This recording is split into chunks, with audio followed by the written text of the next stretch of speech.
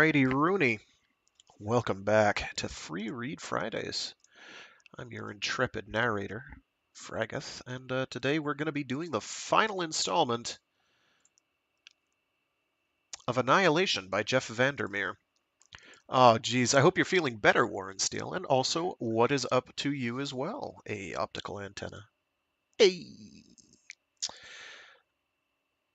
Hopefully you are feeling better, Steele, because those are never fun.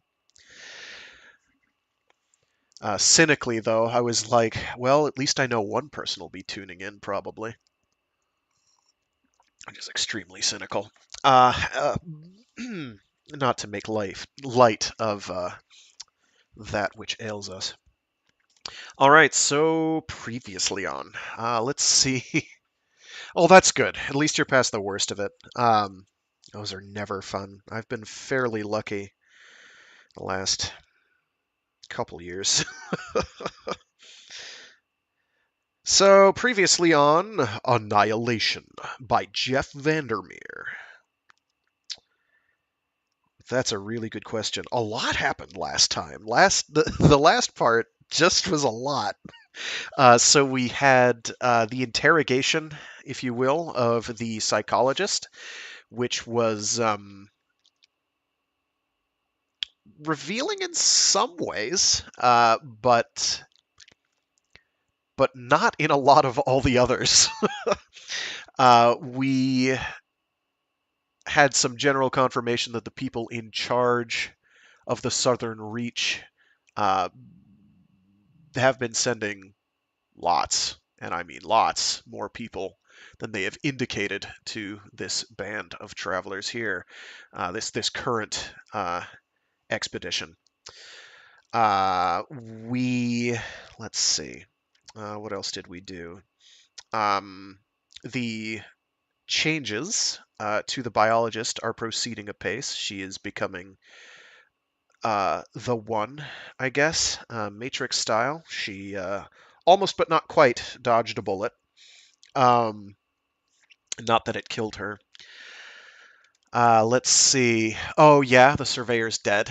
The biologist killed her. Let's see. We had an almost encounter with the moaning thing. But we did not actually see it. So, to say that the book Annihilation will leave you with more questions than answers is, I think people can now appreciate, something of an understatement.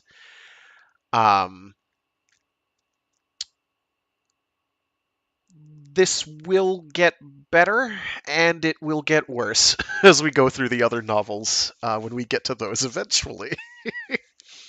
We are going to be left with a lot of questions, and that's kind of how I think it works. Or one of the reasons I think it works is that it is written in such a way as to be pretty open to interpretation. Some things are mentioned explicitly, but then sometimes those are kind of walked back in the sense that, in light of new information. So the biologist being an unreliable narrator is kind of a something we're going to see is more of a repeating theme throughout authority and acceptance. But we won't know how much of that is the case until later.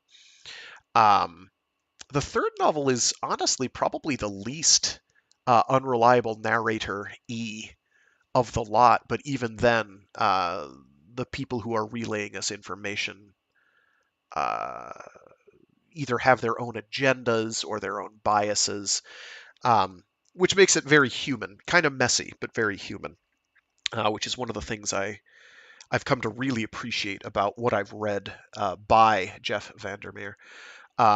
Born, for instance, Bourne, is an excellent example of this. That book is great. I highly recommend it, but it is weird. Delightfully weird. It is so strange.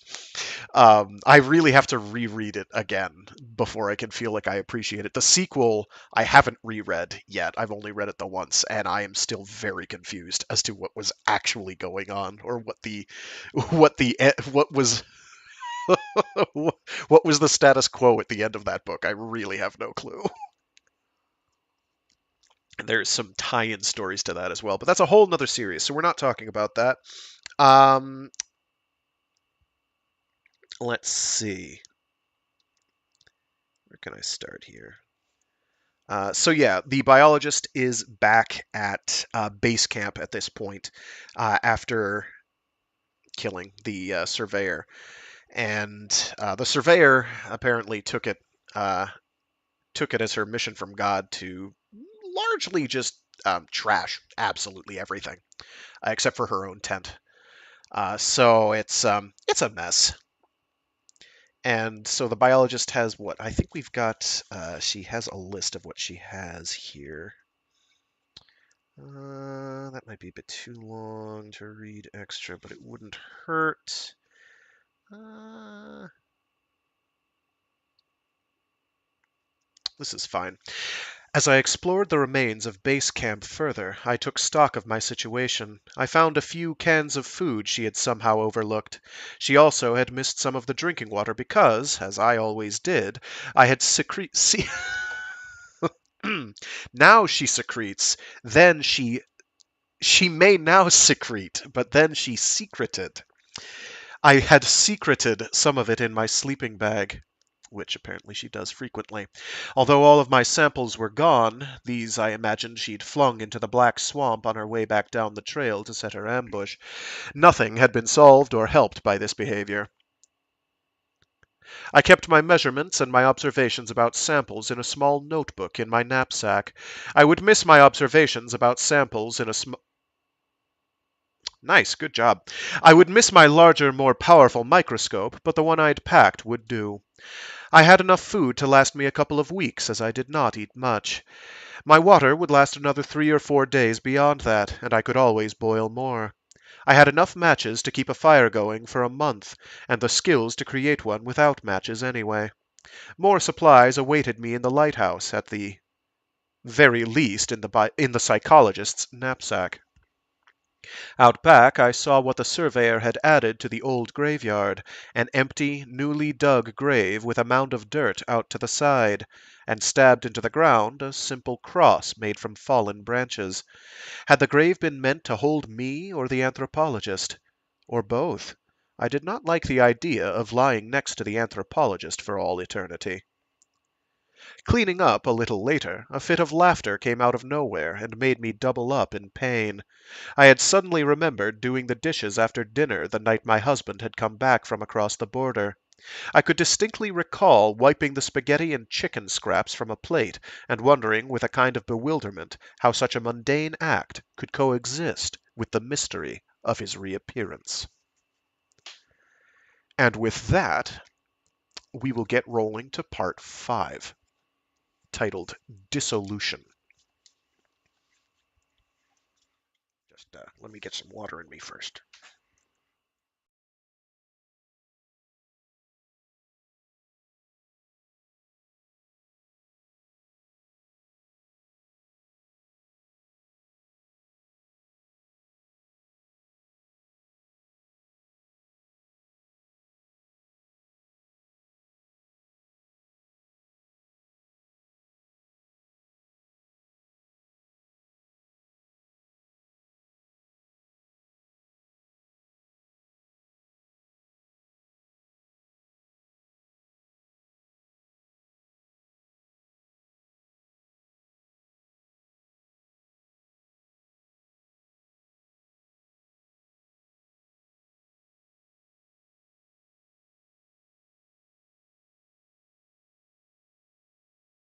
Oh, 5.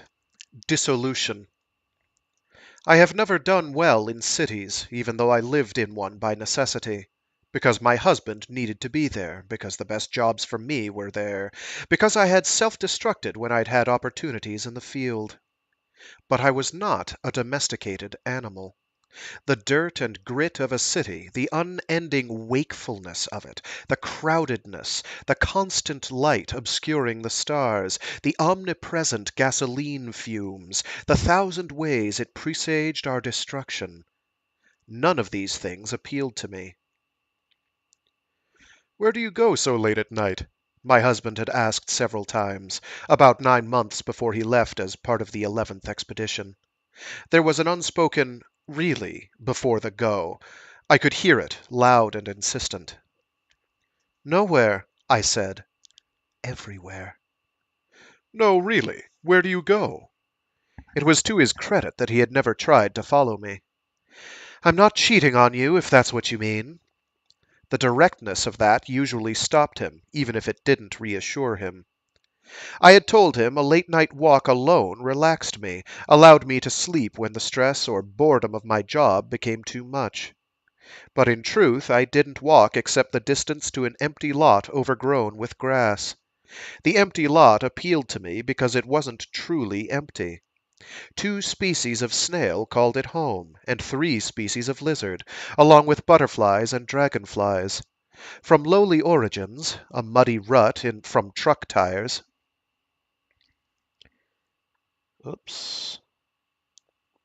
From lowly origins, a muddy rut from truck tires, a puddle had over time collected rainwater to become a pond.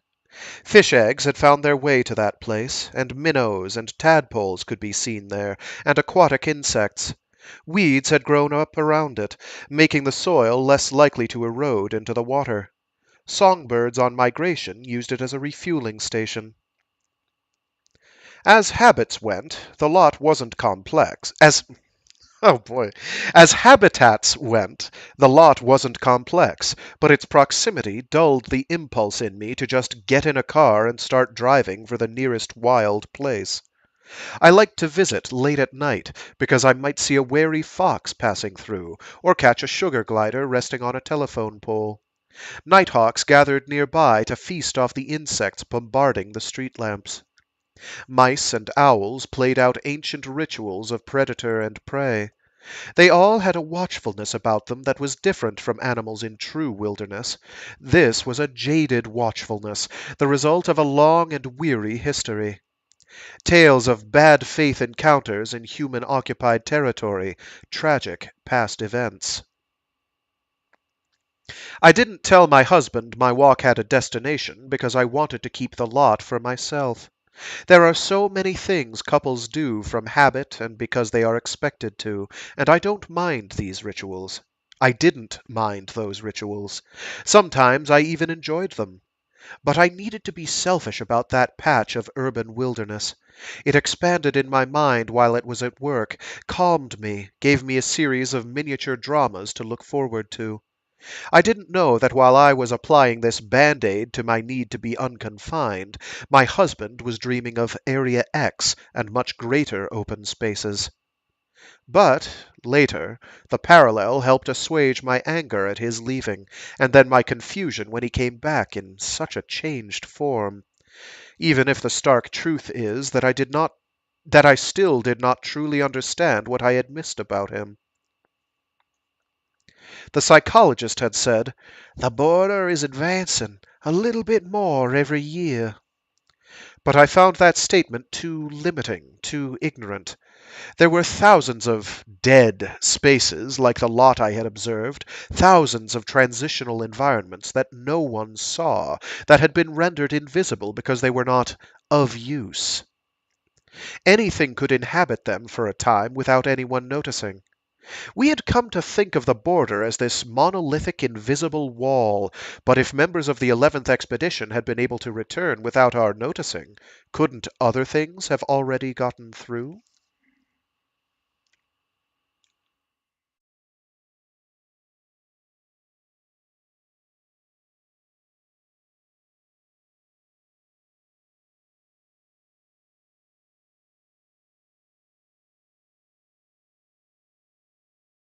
In this new phase of my brightness, recovering from my wounds, the tower called incessantly to me.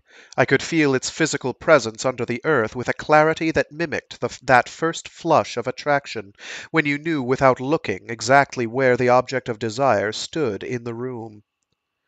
Part of this was my own need to return, but part might be due to the effect of the spores, and so I fought it, because I had work to do first. This work might also, if I was left to do it without any strange intercession, put everything in perspective. To start with, I had to quarantine the lies and obfuscation of my superiors from data that pertained to the actual eccentricities of Area X. For example, the secret knowledge that there had been a proto-Area X, a kind of preamble and beachhead established first. As much as seeing the mound of journals had radically altered my view of Area X, I did not think that the higher number of expeditions told me much more about the tower and its effects. It told me primarily that even if the border was expanding, the progress of assimilation by Area X could still be considered conservative.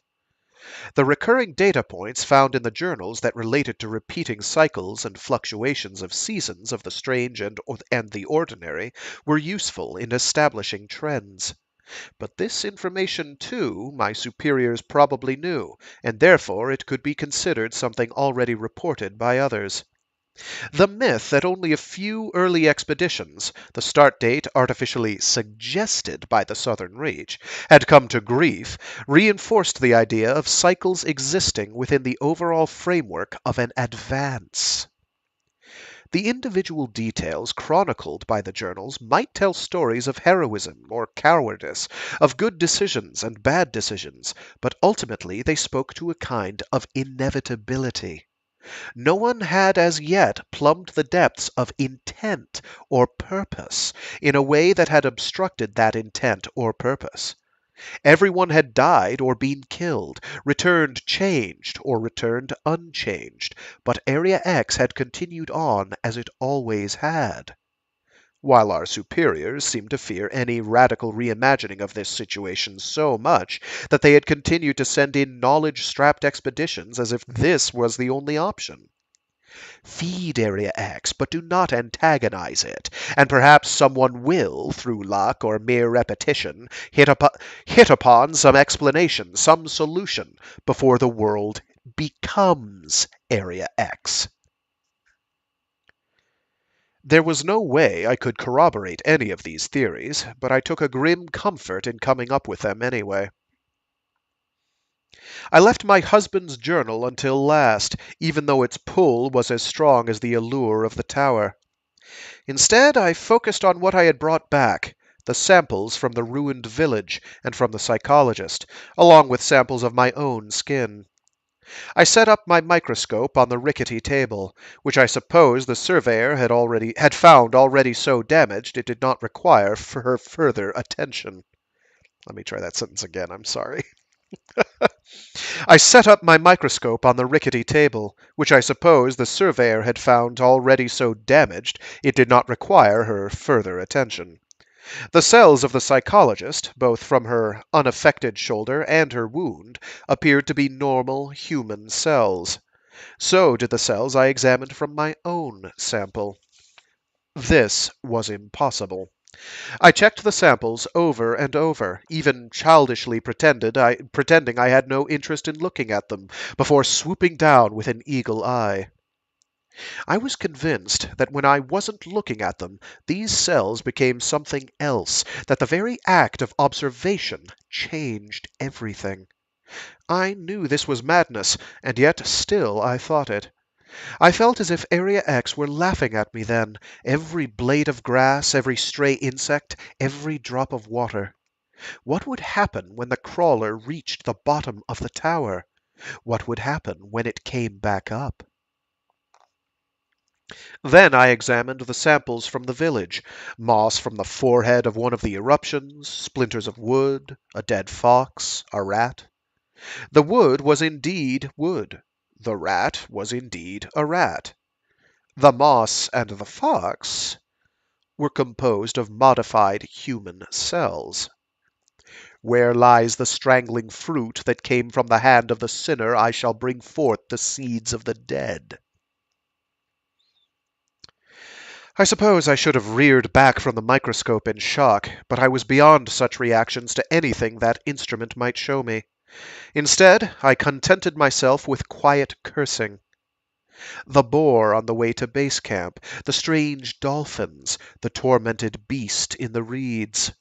Even the idea that replicas of members of the 11th expedition had crossed back over. All supported the evidence of my microscope. Transformations were taking place here, and as much as I had felt part of a natural landscape on my trek to the lighthouse, I could not deny that these habitats were transitional in a deeply unnatural way. A perverse sense of relief overtook me.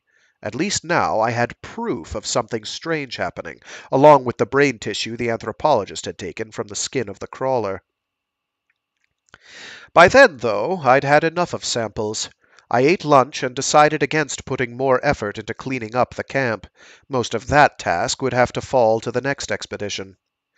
It was another brilliant, blinding afternoon of stunning blue sky, aided with a comfortable heat. I sat for a time, watched the dragonflies skimming the long grass, the dipping, looping flight of a red-headed woodpecker. I was just putting off the inevitable, my return to the tower, and yet still I wasted time.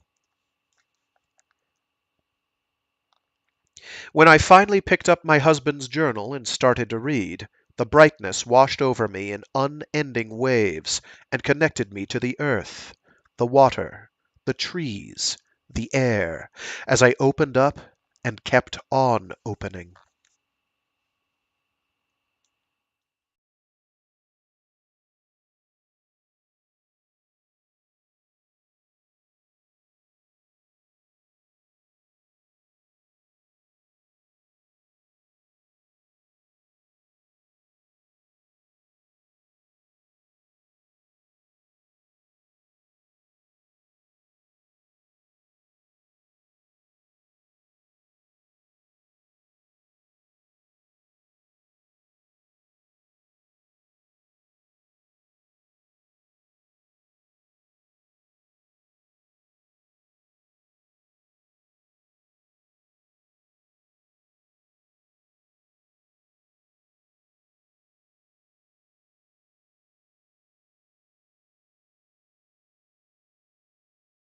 Sorry about that, lost my page.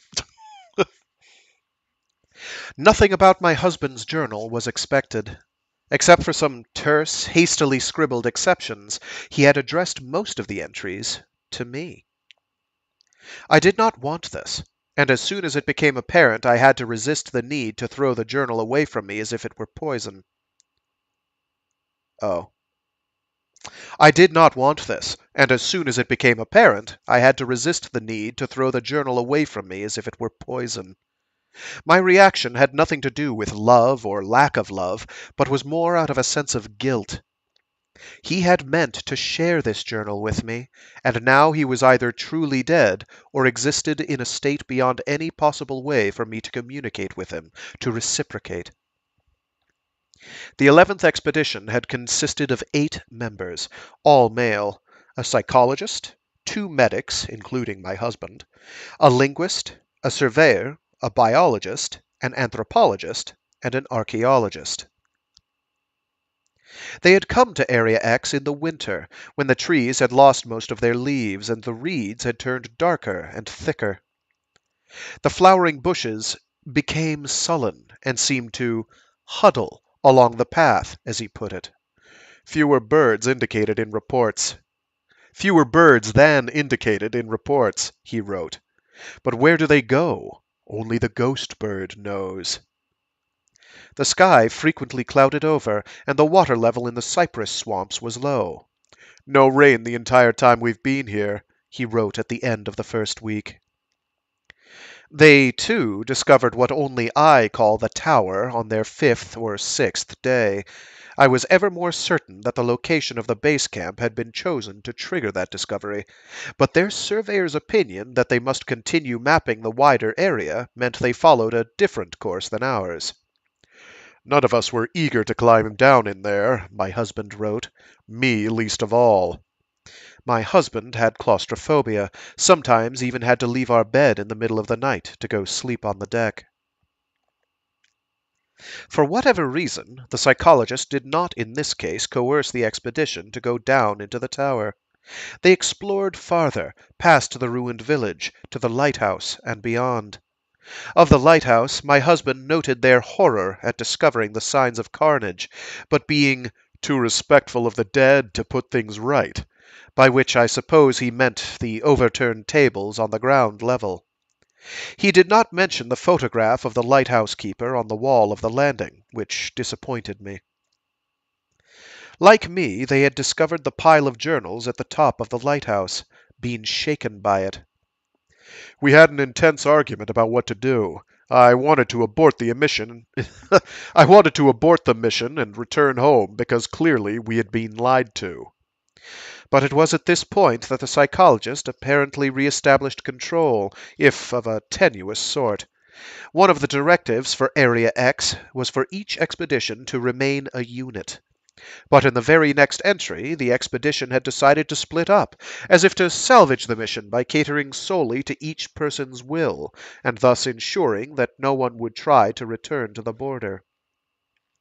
The other medic, the anthropologist, the archaeologist, and the psychologist stayed in the lighthouse to read the journals and investigate the area around the lighthouse. The linguist and the biologist went back to explore the tower. My husband and the surveyor continued on past the lighthouse. You would love it here, he wrote in a particularly manic entry that suggested to me not so much optimism as an unsettling euphoria. You would love the light on the dunes. You would love the sheer expansive wildness of it.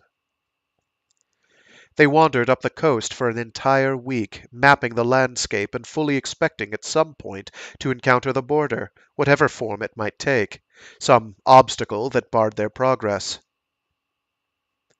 But they never did.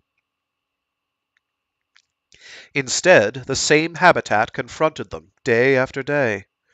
We're heading north, I believe, he wrote, but even though we cover a good 15 to 20 miles by nightfall, nothing has changed.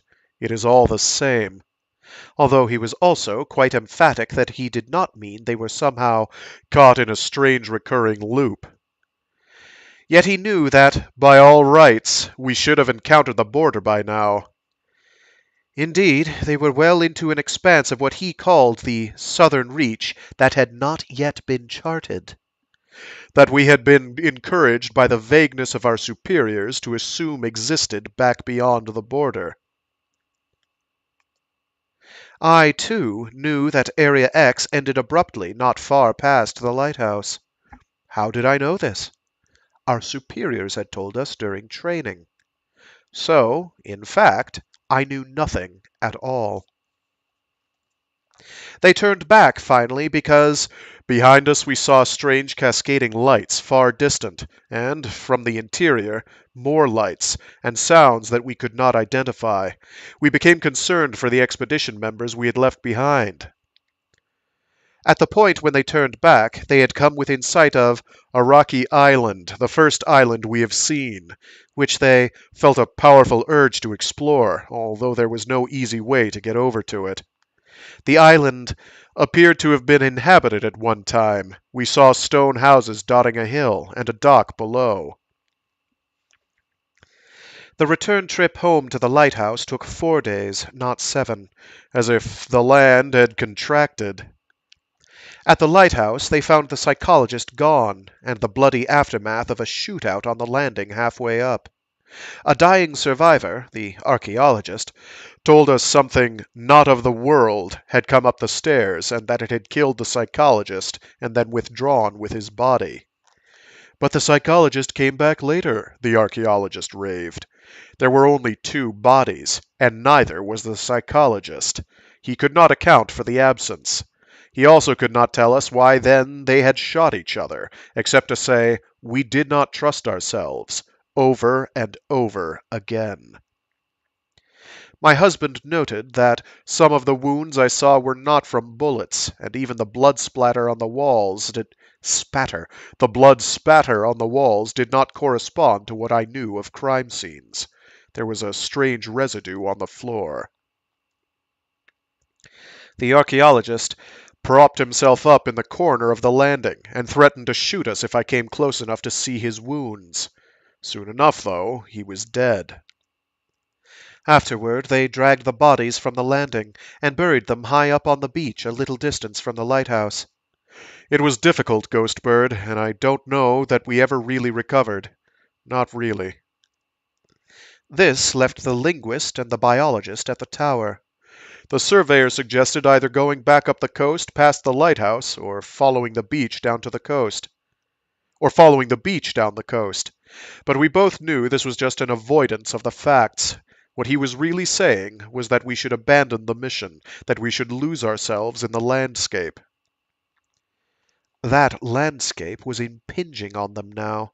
The temperature dipped and rose violently. There were rumblings deep underground that manifested as slight tremors. The sun came to them with a greenish tinge, as if somehow the border were distorting our vision. They also saw flocks of birds headed inland, not of the same species, but hawks and ducks, herons and eagles, all grouped together as if in common cause. At the tower, they ventured only a few levels down before coming back up. I noticed no mention of words on the wall. If the linguist and the biologist were inside, they were much farther down, but we had no interest in following them. They returned to base camp, only to find the body of the biologist, stabbed several times. The linguist had left a note that read simply, "Went to the tunnel. Do not look for me." I felt a strange pang of sympathy for a fallen colleague. No doubt the biologist had tried to reason with the linguist. Or so I told myself. Perhaps he had tried to kill the linguist. But the linguist had clearly already been ensnared by the tower, by the words of the crawler. Knowing the meaning of the words on such intimate terms might have been too much for anyone, I realize now. The surveyor and my husband returned to the tower at dusk. Why is not apparent from the journal entries. There began to be breaks that corresponded to the passage of some hours, with no recap. But during the night they saw a ghastly procession heading into the tower. 7 of the 8 members of the 11th expedition, including a doppelganger of my husband and the surveyor. And there before me, myself. I walked so stiffly. I had such a blank look on my face. It was so clearly not me, and yet it was me. A kind of shock froze both me and the surveyor. We did not try to stop them. Somehow it seemed impossible to try to stop ourselves. And I won't lie, we were terrified. We could do nothing but watch until they had descended. For a moment afterward, it all made sense to me, everything that had happened. We were dead. We were ghosts roaming a haunted landscape, and although we didn't know it, people lived normal lives here. Everything was as it should be here. But we couldn't see it through the veil, the interference.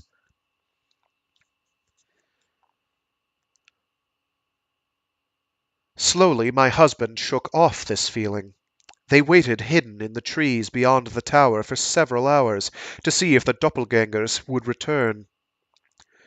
They argued about what they would do if that happened. The surveyor wanted to kill them. My husband wanted to interrogate them. In their residual shock, neither of them made much of the fact that the psychologist was not among their number. At one point, a sound like hissing steam emanated from the tower, and a beam of light shot out into the sky, then abruptly cut off. But still, no one emerged, and eventually the 2 men returned to base camp. It was at this point that they decided to go their separate ways. The surveyor had seen all he cared to see, and planned to return down the trail from base camp to the border immediately. My husband refused because he suspected, from some of the readings in the journal, that this idea of return through the same means as our entry might in fact be a trap. My husband had, over the course of time, having encountered no obstacle to travel farther north, grown suspicious of the entire idea of borders, although he could not yet synthesize the intensity of this feeling of into a coherent theory. Interspersed with this direct account of what had happened to the expedition were more personal observations, most of which I am reluctant to summarize here. Except there is one passage that pertains to Area X and to our relationship, too.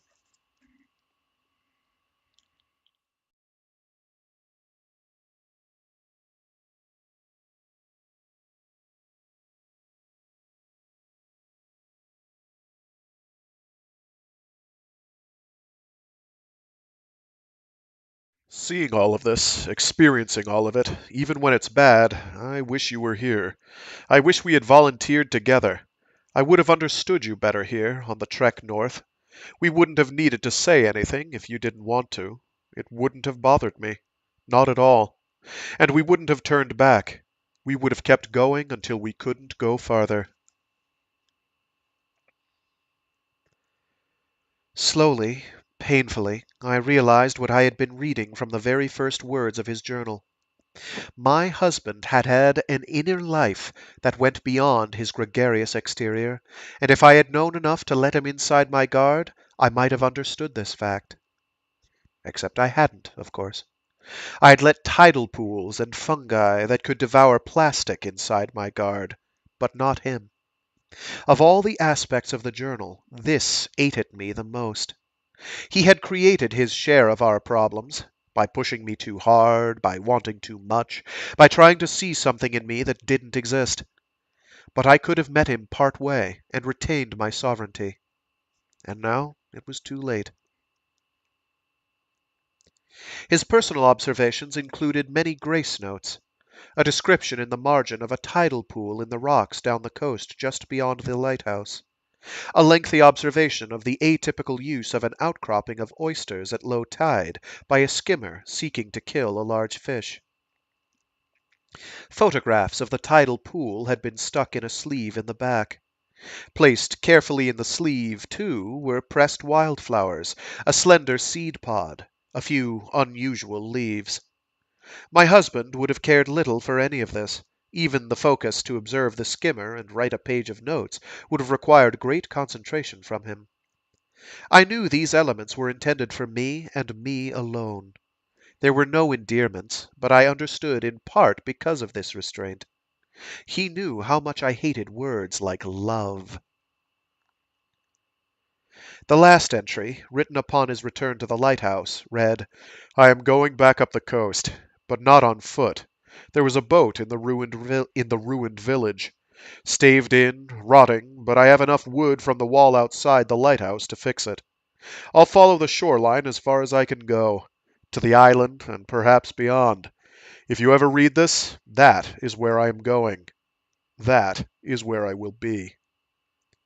Could there be, even within all of these transitional ecosystems, one still more transitional, at the limits of the tower's influence, but not yet under the border's influence? After reading the journal, I was left with the comfort of that essential, recurring image of my husband putting out to sea in a boat he had built, out through the crashing surf to the calm just beyond. Of him following the coastline north, alone, seeking in that experience the joy of small moments remembered from happier days. It made me fiercely proud of him. It showed resolve. It showed bravery. It bound him to me in a more intimate way than we had ever seemed to have while together. In glimmers, in shreds of thought, in the aftermath of my reading, I wondered if he kept a journal still, or if the dolphin's eye had been familiar for a reason other than that it was so human. But soon enough I banished this nonsense. Some questions will ruin you if you are denied the answer long enough.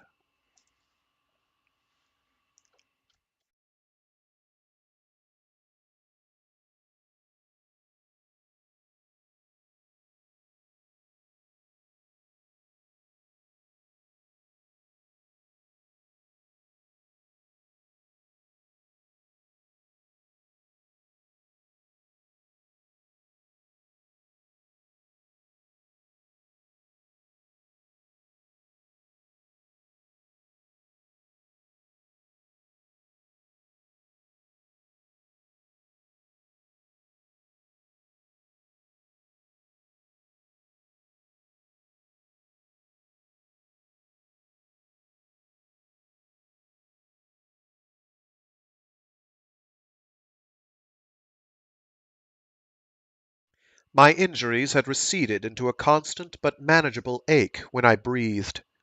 Not coincidentally, by nightfall, the brightness was thrushing up. Sorry, the brightness was thrushing up through my lungs and into my throat again, so that I imagined wisps of it misting from my mouth. I shuddered at the thought of the psychologist's plume, seen from afar, like a distress signal. I couldn't wait for morning, even if this was just a premonition of a far distant future. I would return to the tower now. It was the only place for me to go. I left behind the assault rifle and all but one gun. I left my knife. I left my knapsack, affixed a water canteen to my belt. I took my camera, but then thought better of it and abandoned it by a rock halfway to the tower. It would just distract, this impulse to record, and photographs mattered no more than samples. I had decades of journals waiting for me in the lighthouse. I had generations of expeditions that had ghosted on ahead of me. The pointlessness of that, the pressure of that, almost got to me again. The waste of it all. I had brought a flashlight, but found I could see well enough by the green glow that emanated from my own body. I crept quickly through the dark, along the path leading to the tower. The black sky, free of clouds, framed by the tall, narrow lines formed by the pine trees, reflected the full immensity of the heavens. No borders, no artificial light to obscure the thousands of glinting pinpricks. I could see everything. As a child, I had stared up at the night sky and searched for shooting stars like everyone else. As an adult, sitting on the roof of my cottage near the bay, and later, haunting the empty lot, I looked not for shooting stars, but for fixed ones, and I would try to imagine what kind of life lived in those celestial tidal pools, so far from us. The stars I saw now looked strange, strewn across the dark in chaotic new patterns, where just the night before I had taken comfort in their familiarity. Was I only now seeing them clearly? Was I perhaps even farther from home than I had thought? There shouldn't have been a grim sort of satisfaction in the thought.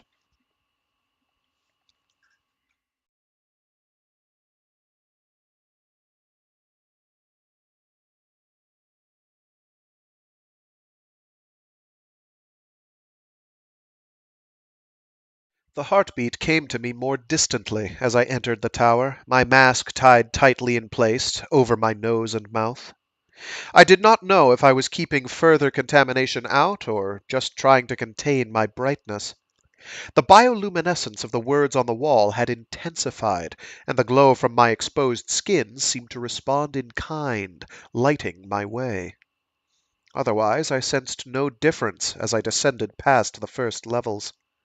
If these upper reaches had become familiar, that feeling was balanced by the sobering fact that this was my first time alone in the tower.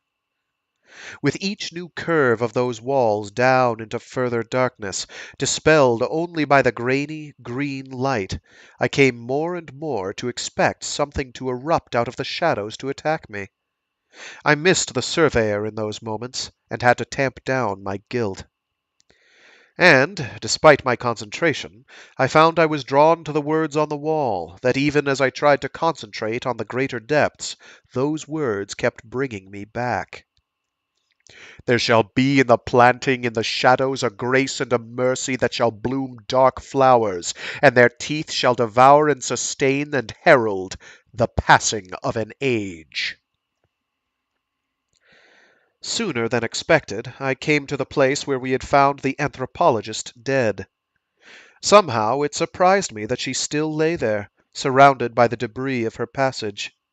Scraps of cloth, her empty knapsack, a couple of broken vials, her head forming a broken outline. She was covered with a moving carpet of pale organisms that, as I stooped close, I discovered were the tiny hand-shaped parasites that lived among the words on the wall. It was impossible to tell if they were protecting her, changing her, or breaking her body down. just as I could not know whether some version of the anthropologist had indeed appeared to the surveyor near base camp after I had left for the lighthouse. I did not linger, but continued farther down. Now the tower's heartbeat began to echo and become louder. Now the words on the wall once again became fresher, as if only just dried after creation. I became aware of a hum under the heartbeat, almost a staticky buzzing sound. The brittle mustiness of that space ceded to something more tropical and cloying. I found that I was sweating. Most important, the track of the crawler beneath my boots became fresher, stickier, and I tried to favor the right-hand wall to avoid the substance. That right-hand wall had changed too, in that a thin layer of moss or lichen covered it. I did not like having to press my back up against it to avoid the substance on the floor, but I had no choice. After about 2 hours of slowed progress, the heartbeat of the tower had risen to a point where it seemed to shake the stairs, and the underlying hum splintered into a fresh crackling. My ears rang with it, my body vibrated with it, and I was sweating through my clothes due to the humidity, the stuffiness, almost making me want to take off my mask in an attempt to gulp down air. But I resisted the temptation. I was close. I knew I was close. To what, I had no idea.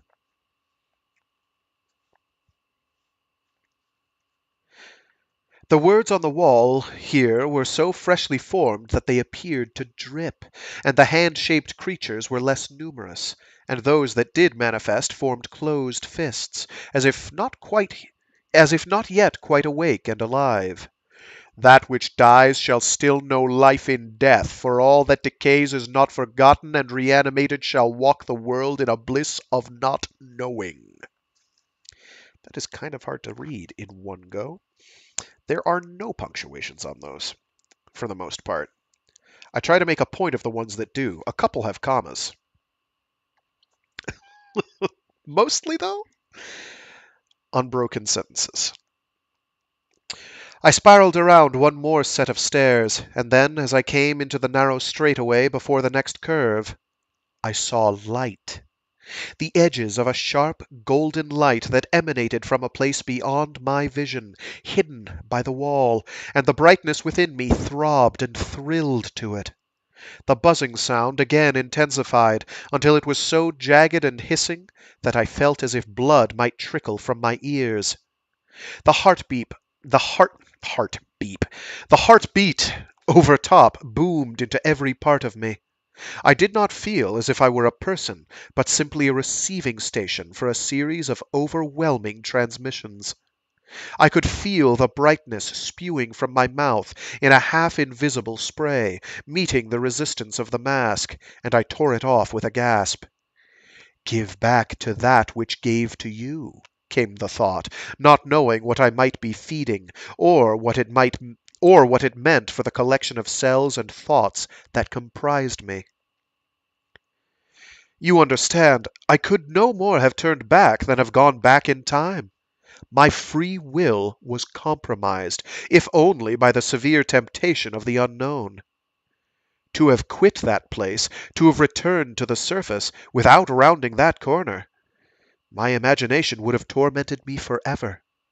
In that moment, I had convinced myself I would rather die knowing something, anything.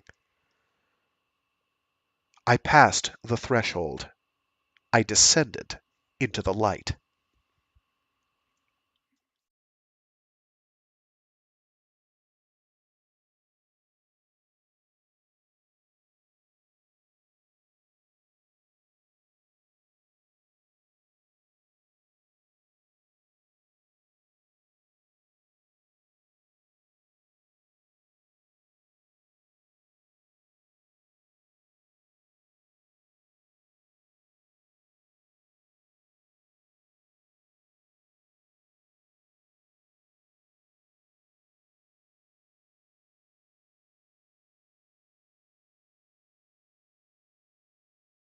One night during the last months at Rock Bay, I found myself intensely restless.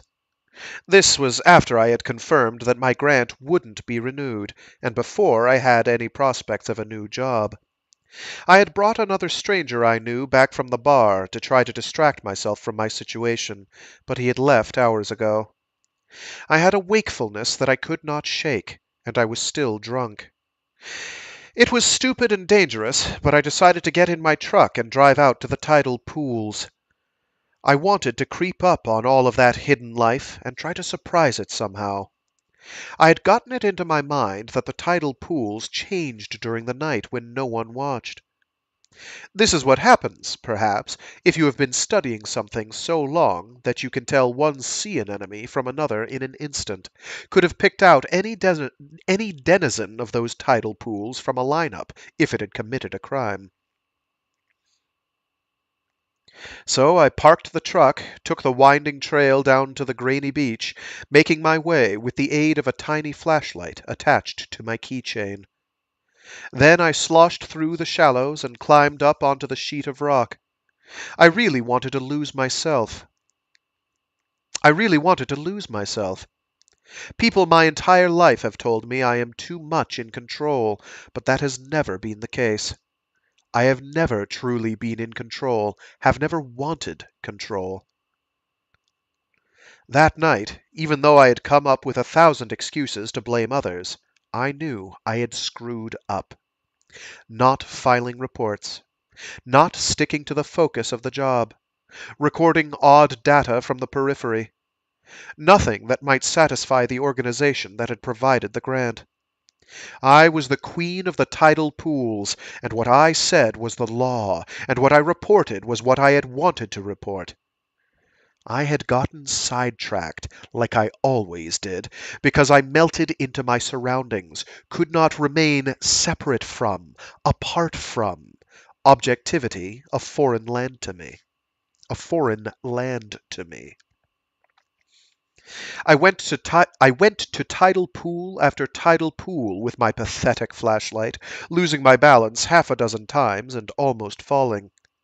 If anyone had been observing, and who is to say now that they were not, they would have seen a cursing, half-drunk, reckless biologist who had lost all perspective, who was out in the middle of nowhere for the second straight year and feeling vulnerable and lonely, even though she'd promised herself she would never get lonely. The things she had done and said that society labeled antisocial or selfish. Seeking something in the tidal pools that night, even though what she found during the day was miraculous enough. She might even have been shouting, screaming, whirling about on those slippery rocks as if the best boots in the world couldn't fail you, send you falling to crack your skull, give you a forehead full of limpets and barnacles and blood. But the fact is, even though I didn't deserve it, did I deserve it? And I had really just been looking for something familiar? I found something miraculous, something that uncovered itself with its own light. I spied a glinting, wavery promise of illumination coming from one of the larger tidal pools, and it gave me pause. Did I really want a sign? Did I really want to discover something, or did I just think I did? Well, I decided I did want to discover something because I walked toward it, suddenly sobered up enough to watch my steps, to shuffle along so I wouldn't crack my skull before I saw whatever was in that pool. What I found when I finally stood there, hands on bent knees, peering down into that tidal pool, was a rare species of colossal starfish, 6-armed, larger than a saucepan, that bled a dark gold color into the still water as if it were on fire. Most of us professionals eschewed its scientific name for the more apt destroyer of worlds. It was covered in thick spines, and along the edges I could just see, fringed with emerald green, the most delicate of transparent cilia, thousands of them, propelling it along its appointed route as it searched for prey, other, lesser starfish. I had never seen a destroyer of worlds before, even in an aquarium, and it was so unexpected that I forgot about the slippery rock and, shifting my balance, almost fell, steadying myself with one arm propped against the edge of the tidal pool. But the longer I stared at it, the less comprehensible the creature became. The more it became something alien to me, the more I had a sense that I knew nothing at all about nature, about ecosystems. There was something about my mood and its dark glow that eclipsed sense, that made me see this creature, which had indeed been assigned a place in the taxonomy, catalogued, studied, and described, irreducible down to any of that. And if I kept looking, I knew that ultimately I would have to admit I knew less than nothing about myself as well, whether that was a lie or the truth. When I finally wrenched my gaze from the starfish and stood again, I could not tell where the sky met the sea, whether I faced the water or the shore. I was completely adrift and dislocated, and all I had to navigate by in that moment was the glowing beacon below me. Turning that corner, encountering the crawler for the first time, was a similar experience at 1,000 times the magnitude. If on those rocks those many years ago I could not tell sea from shore, here I could not tell stairs from ceiling. And even though I steadied myself with an arm against the wall seemed to cave in before my touch, and I struggled to keep from falling through it. There, in the depths of the tower, I could not begin to understand what I was looking at, and even now I have to work hard to pull it together from fragments. It is difficult to tell what blanks my mind might be filling in just to remove the weight of so many unknowns. Did I say I had seen a golden light? As soon as I turned that corner entire, it was no longer golden, but blue-green, and the blue-green light was like nothing I had experienced before. It surged out, blinding and bleeding and thick and layered and absorbing. It so overwhelmed my ability to comprehend shapes within it that I forced myself to switch from sight, to focus at first on reports from other senses. The sound that came to me now was like a crescendo of ice or ice crystals shattering to form an unearthly noise that I had mistaken earlier for buzzing, and which began to take on an intense melody and rhythm that filled my brain. Vaguely, from some far off place, I realized that the words on the wall were being infused with sound as well, but that I had not had the capacity to hear it before. The vibration had a texture and a weight, and with it came a burning smell, as of late fall leaves, or like some vast and distant engine close to overheating. The taste on my tongue was like brine set ablaze. No words can, no photographs could. As I adjusted to the light, the crawler kept changing at a lightning pace, as if to mock my ability to comprehend it. It was a figure within a series of refracted panes of glass. It was a series of layers in the shape of an archway. It was a great slug-like monster ringed by satellites of even odder creatures. It was a glistening star. My eyes kept glancing off of it as if an optic nerve was not enough. Then it became an overwhelming hugeness in my battered vision, seeming to rise and keep rising as it leapt toward me. The shape spread until it was even where it was not, or should not have been. It seemed now more like a kind of obstacle, or wall, or thick closed door blocking the stairs. Not a wall of light, gold, blue, green, existing in some other spectrum, but a wall of flesh that resembled light, with sharp, curving elements within it, and textures like ice when it is frozen from flowing water. An impression of living things lazily floating in the air around it, like soft tadpoles, but at the limits of my vision, so I could not tell if this was akin to those floating dark motes that are tricks of the eye that do not exist. Within this fractured mass, within all of these different impressions of the crawler, half blinded but still triangulating through my other senses, I thought I saw a darker shadow of an arm, or a kind of echo of an arm, in constant blurring motion, continuously imparting to the left-hand wall a repetition of depth and signal that made its progress laboriously slow. Its message, its code of change, of shadow, of recalibrations and adjustments, of transformations.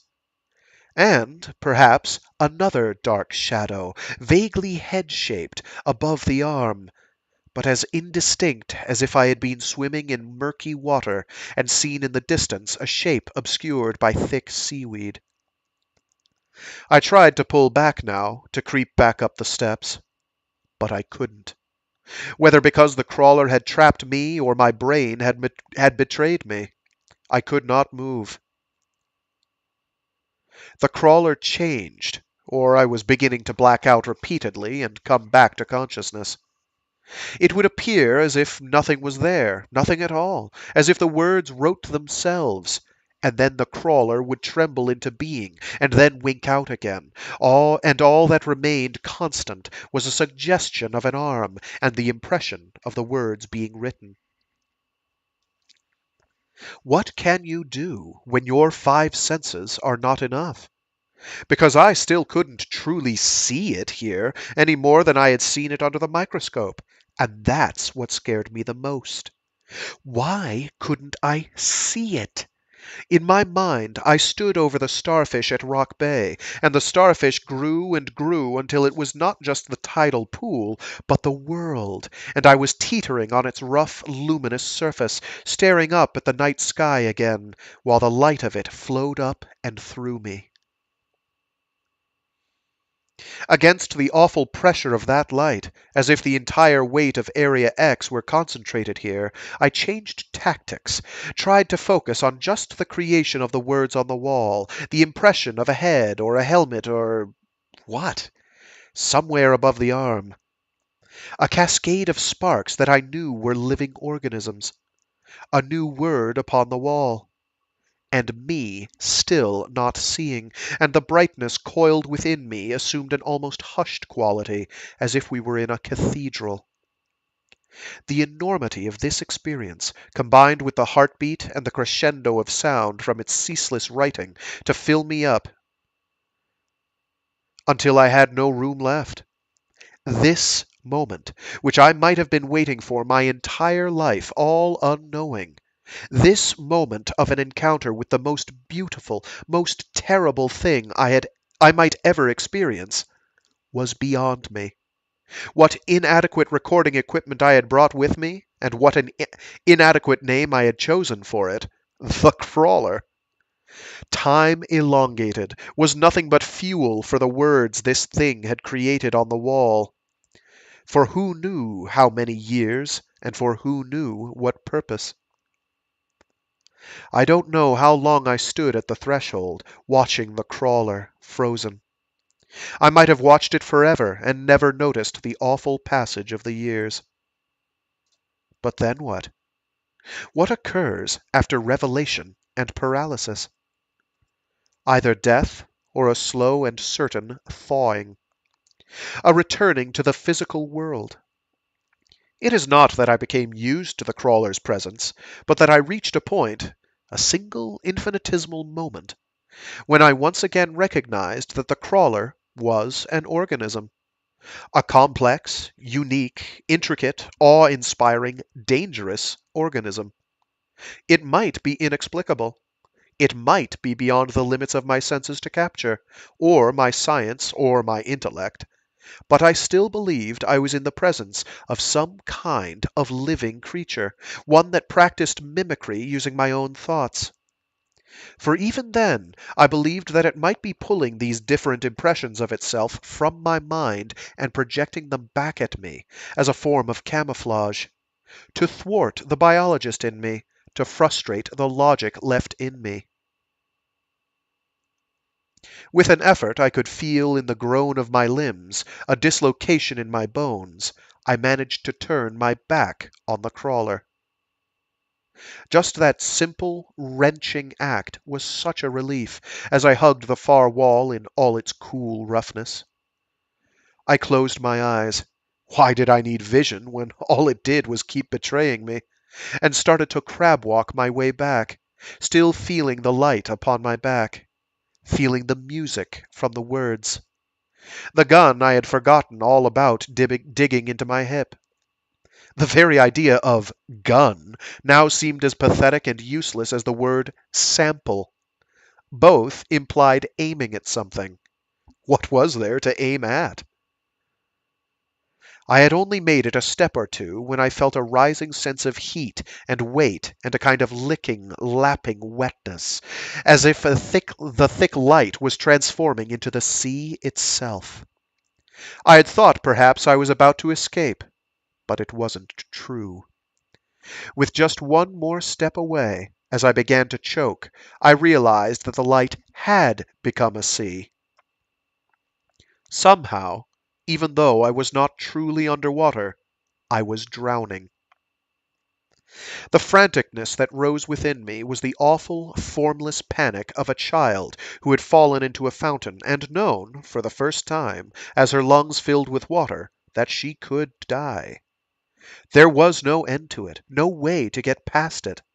I was awash in a brothy green-blue ocean alight with sparks. And I just kept on drowning and struggling against the drowning until some part of me realized I would keep drowning forever. I imagined tumbling from the rocks, falling, battered by the surf, washing up thousands of miles from where I was, unrecognizable, in some other form, but still retaining the awful memory of this moment. Then I felt the impression from behind me of hundreds of eyes beginning to turn in my direction, staring at me. I was a thing in a swimming pool being observed by a monstrous little girl. I was a mouse in an empty lot being tracked by a fox. I was the prey the starfish had reached up and pulled down into the tidal pool. In some watertight compartment, the brightness told me I had to accept that I would not survive that moment. I wanted to live. I really did.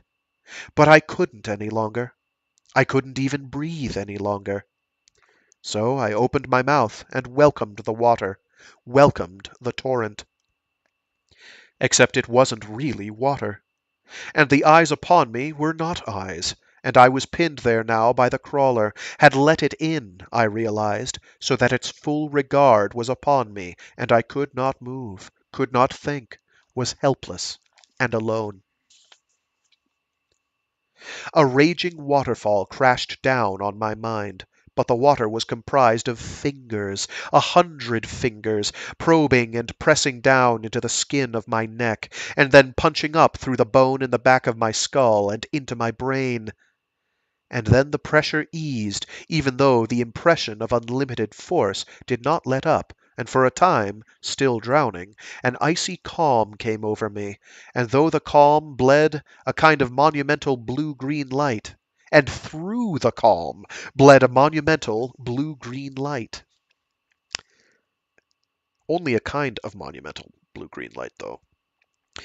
I smelled a burning inside my own head, and there came a moment when I screamed, my skull crushed to dust and reassembled, mote by mote. There shall be a fire that knows your name, and in the presence of the strangling fruit, its dark flame shall acquire every part of you. It was the most agony I have ever been in, as if a metal rod had been repeatedly thrust into me, and then the pain distributed like a second skin inside the contours of my outline. Everything became tinged with the red. I blacked out. I came to. I blacked out, came to, blacked out, still perpetually gasping for breath, knees buckling, scrabbling at the wall for support. My mouth opened so wide from the shrieking that something popped in my jaw. I think I stopped breathing for a minute, but the brightness inside experienced no such interruption.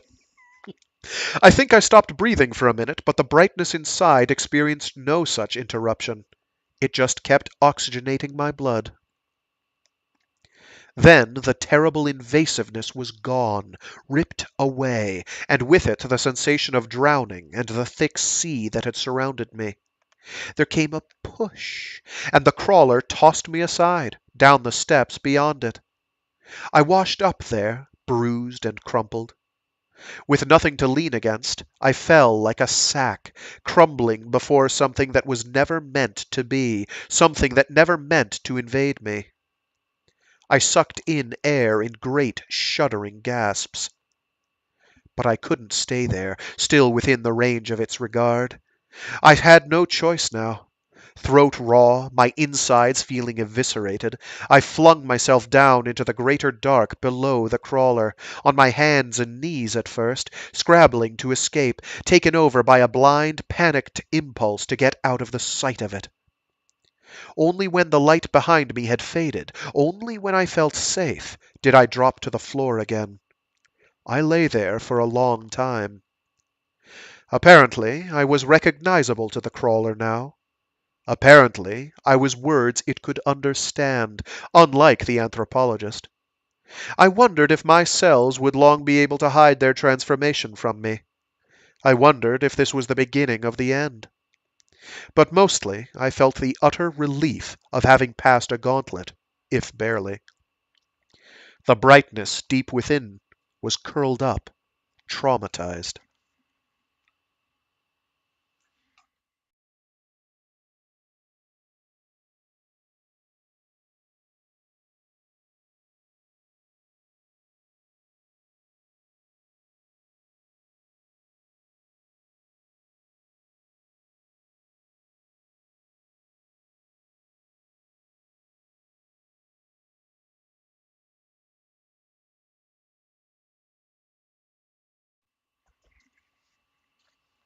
Perhaps my only real expertise, my only talent, is to endure beyond the endurable. I don't know when I managed to stand again, to continue on, legs rubbery. I don't know how long that took, but eventually I got up. Soon the spiral stairs straightened out, and with this straightening the stifling humidity abruptly lessened, and the tiny creatures that lived on the wall were no longer to be seen, and the sounds from the crawler above took on a more muffled texture. Though I still saw the ghosts of past scrawlings on the wall, even my own luminescence became muted here. I was wary of that tracery of words, as if somehow they could hurt me as surely as the crawler, and yet there was some comfort in following them. Here the variations were more legible, and now made more sense to me. And it came for me, and it cast out all else. Retraced again, and again. Were the words more naked down here, or did I just possess more knowledge now? I couldn't help but notice that these new steps shared the depth and width of the lighthouse steps almost exactly. Above me, the unbroken surface of the ceiling had changed so that now a profusion of deep, curving grooves crisscrossed it. I stopped to drink water. I stopped to catch my breath. The aftershock of the encounter with the crawler was still washing over me in waves. When I continued, it was with a kind of numbed awareness that there might be more revelations still to absorb, that I had to prepare myself. Somehow. A few minutes later, a tiny rectangular block of fuzzy white light began to take form, shape, far below. As I descended, it became larger with a reluctance I can only call hesitation. After another half hour, I thought it might be a kind of door. It must be a kind of door. I thought it must be a kind of door, but the haziness remained, almost as if it were obscuring itself. The closer I got, and with it still distant, the more I was also certain that this door bore an uncanny resemblance to the door I had seen in my glance back after having crossed the border on our way to base camp. The very vagueness of it triggered this response because it was a specific kind of vagueness. In the next half hour after that, I began to feel an instinctual urge to turn back, which I overrode by telling myself I could not yet face the return journey and the crawler again. But the grooves in the ceiling hurt to look at, as if they ran across the outside of my own skull, continually being remade there. They had become lines of some repelling force. An hour later, as that shimmering white rectangle became larger but no more distinct, I was filled with such a feeling of wrongness that I suffered nausea. The idea of a trap grew in my mind, that this floating light in the darkness was not a door at all, but the maw of some beast, and if I entered through it to the other side, it would devour me. Finally, I came to a halt. The words continued, unrelenting, downward, and I estimated the door lay no more than another 500 or 600 steps below me. It blazed in my vision now. I could feel a rawness to my skin as if I were getting a sunburn from looking at it. I wanted to continue on, but I could not continue on. I could not will my legs to do it, could not force my mind to overcome the fear and uneasiness. Even the temporary absence of the brightness, as if hiding, counseled against further progress. I remained there, sitting on the steps, watching the door, for some time. I worried that this sensation was residual hypnotic compulsion, that even from beyond death the psychologist had found a way to manipulate me. Perhaps there had been some encoded order or directive my infection had not been able to circumvent or override. Was I in the end stages of some prolonged form of annihilation? The reason didn't matter, though. I knew I would never reach the door. I would become so sick I wouldn't be able to move, and I would never make it back to the surface, eyes cut and blinded by the grooves in the ceiling. I would be stuck on the steps, just like the anthropologist, and almost as much of a failure as she and the psychologist had been recognized. Whoops, I can't read sentences.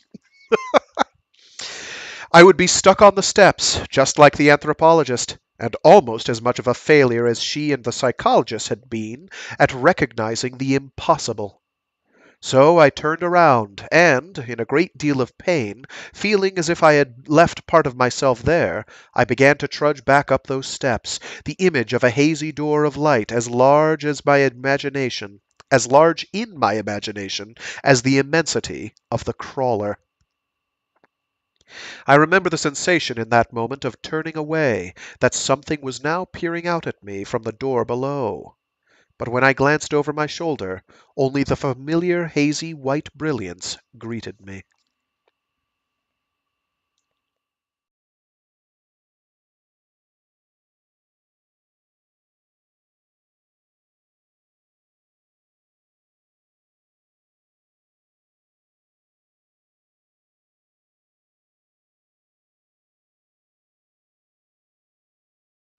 I wish I could say that the rest of the journey was a blur, as if I were indeed the flame the psychologist had seen, and I was staring out through my own burning. I wish that what came next was sunlight and the surface. But, although I had earned the right for it to be over, it was not over. I remember every painful step, scary step back up, every painful, scary step back up, every moment of it. I remember halting before I turned the corner where again lay the crawler, still busy and incomprehensible in its task. Unsure if I could endure the excavation of my mind once more. Unsure if I would go mad from the sensation of drowning this time, no matter how much reason told me it was an illusion. But also knowing that the weaker I became, the more my mind would betray me. Soon it would be easy to retreat into the shadows, to become some shell haunting the lower steps. I might never have more strength or resolve to summon than in that moment. I let go of Rock Bay, of the starfish in its pool. I thought instead about my husband's journal. I thought about my husband, in a boat, somewhere to the north.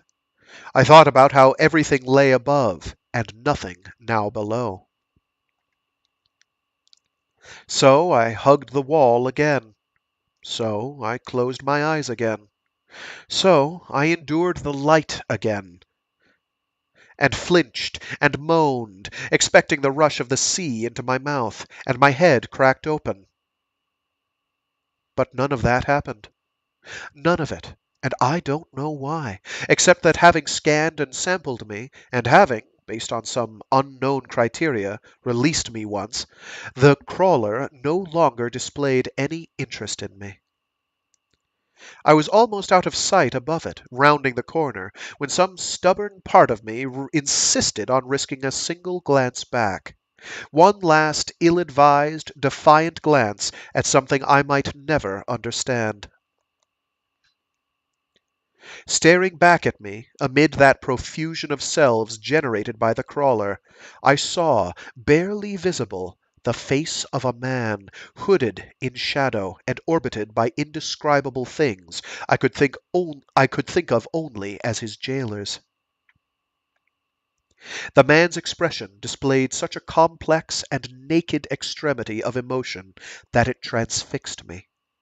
I saw on those features the endurance of an unending pain and sorrow, yes, but shining through as well a kind of grim satisfaction and ecstasy. I had never seen such an expression before, but I recognized that face. I had seen it in a photograph. A sharp eagle's eye gleamed out from a heavy face, the left eye lost to his squint. A thick beard hid all but a hint of a firm chin under it. Trapped within the crawler, the last lighthouse keeper stared out at me, so it seemed, not just across a vast, unbridgeable gulf, but also out across the years.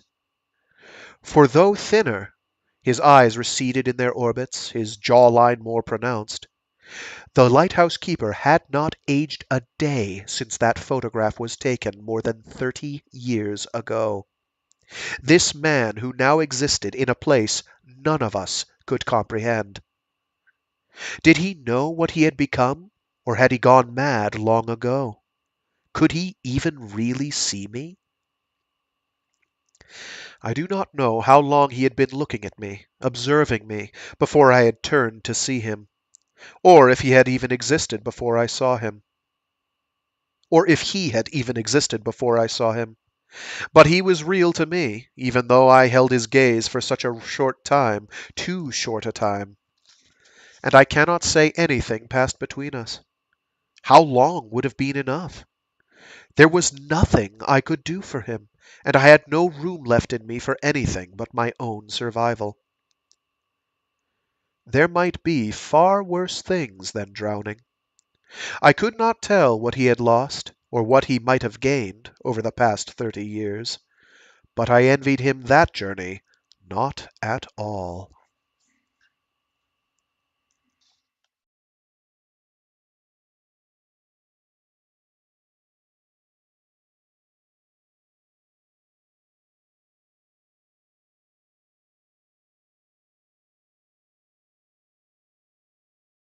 I never dreamed before Area X, or at least I never remembered my dreams. My husband found this strange, and told me once that maybe this meant I lived in a continuous dream from which I had never woken up. Perhaps he meant it as a joke, perhaps not. He had, after all, been haunted by a nightmare for years, had been shaped by it, until it had all fallen away from him, revealed as a facade. A house and a basement and the awful crimes that had occurred there. But I'd had an exhausting day at work and took it seriously, especially because it was the last week before he left on the expedition. We all live in a kind of continuous dream, I told him.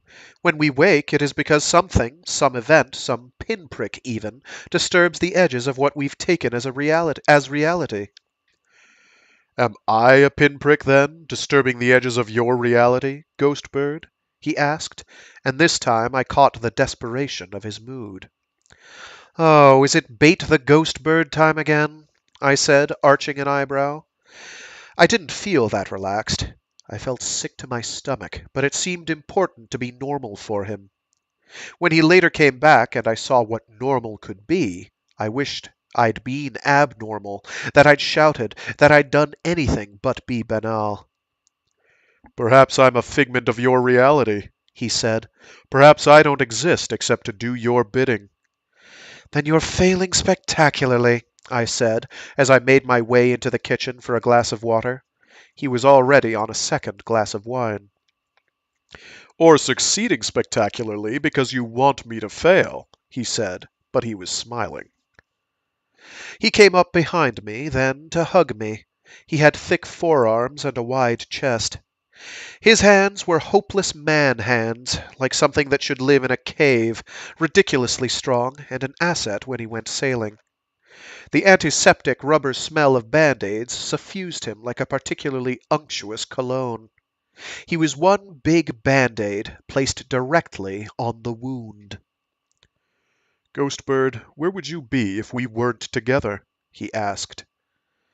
I had no answer for that. Not here, not there either. Maybe nowhere. Then, "Ghostbird?" "Yes," I said, resigned to my nickname.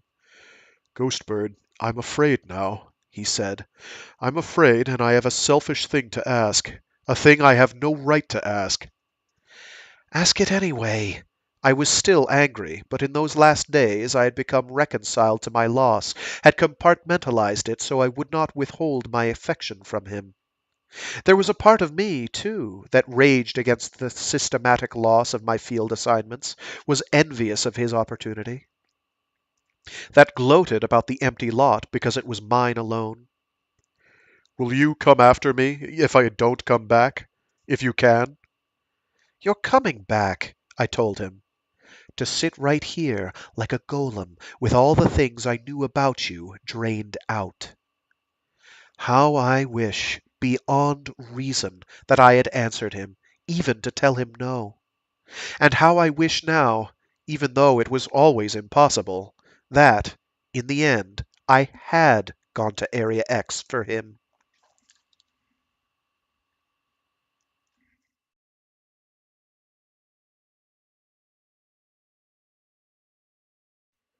Or rather, for him.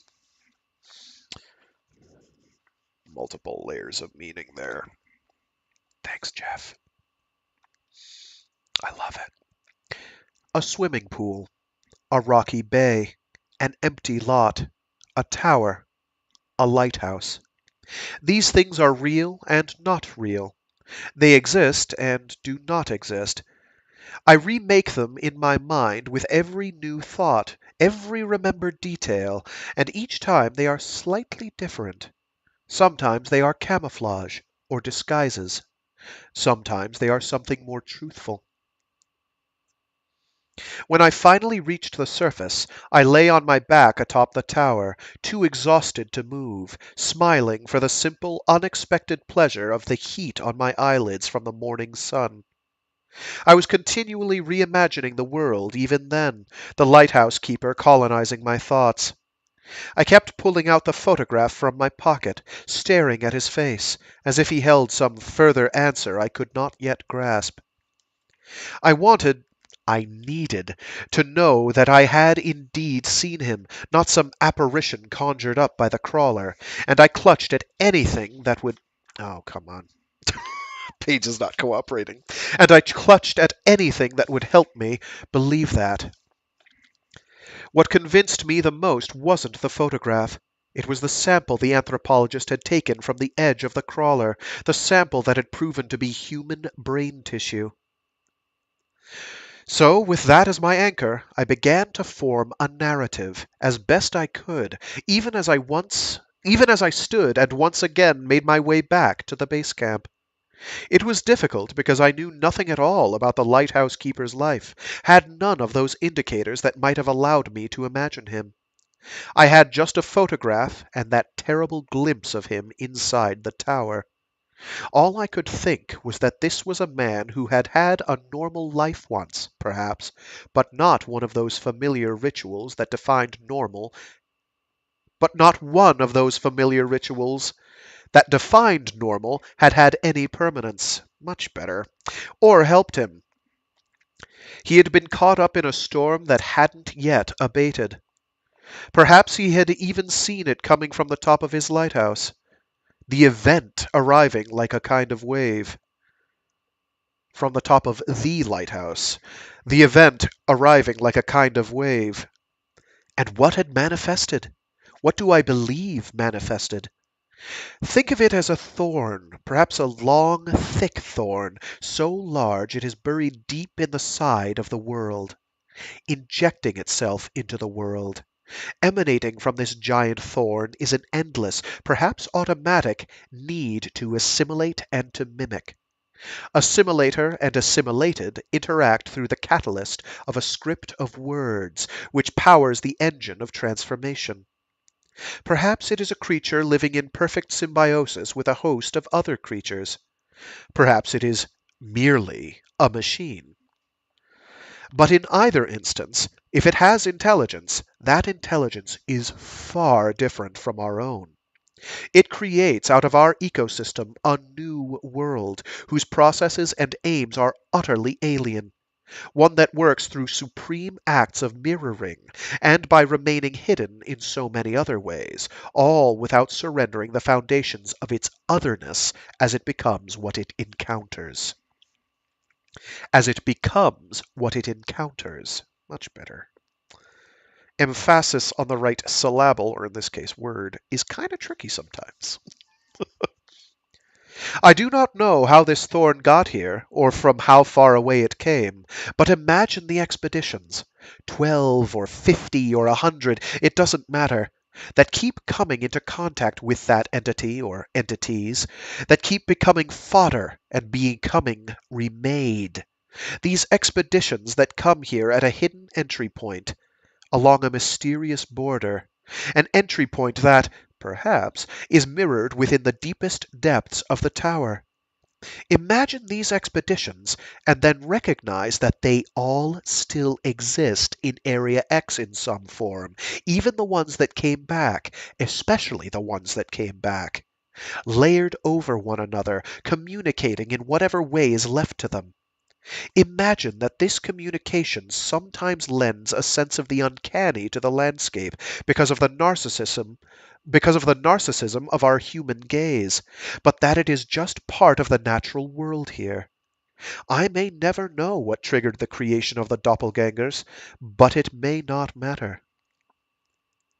Imagine, too, that while the tower makes and remakes the world inside the border, it also slowly sends its emissaries across that border in ever greater numbers, so that in tangled gardens and fallow fields its envoys begin their work. How does it travel, and how far? What strange matter mixes and mingles? In some future moment, perhaps the infiltration will reach even a certain remote sheet of coastal rock, quietly germinate in those tidal pools I know so well.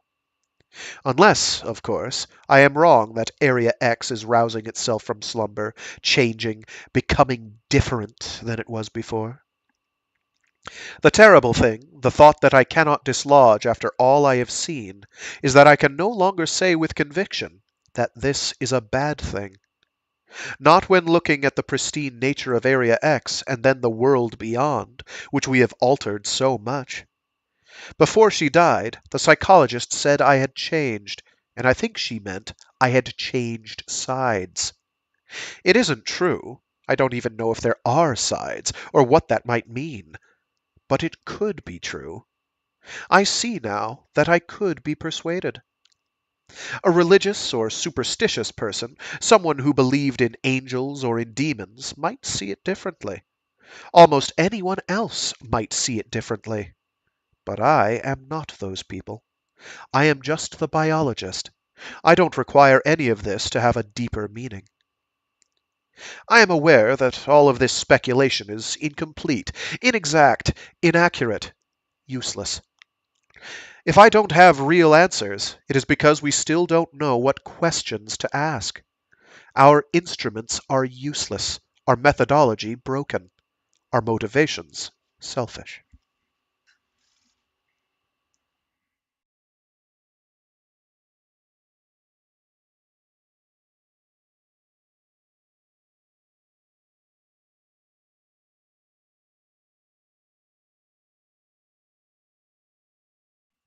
There is nothing much left to tell you, though I haven't quite told it right.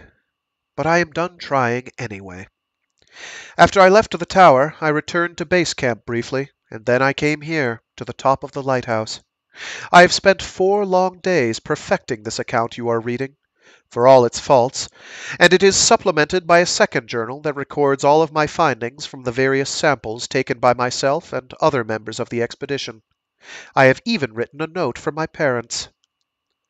I have bound these materials together with my husband's journal and will leave them here, atop the pile beneath the trap door. The table and the rug have been moved so that anyone can find what once was hidden. I also have replaced the lighthouse keeper's photograph in its frame and put it back on the wall of the landing. I have added a second circle around his face because I could not help myself.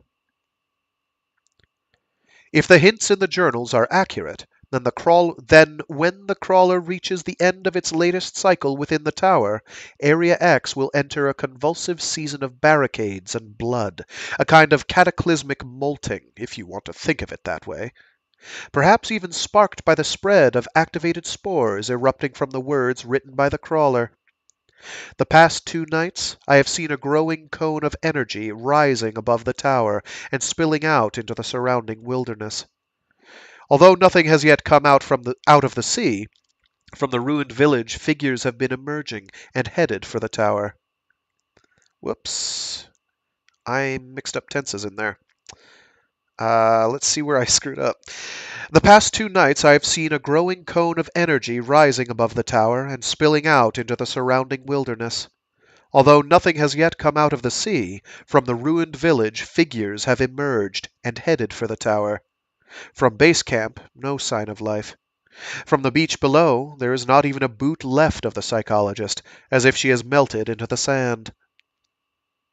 Every night, the moaning creature has let me know that it retains dominion over its kingdom of reeds. Observing all of this has quelled the last ashes of the burning compulsion I had to know everything, anything, and in its place remains the knowledge that the brightness is not done with me.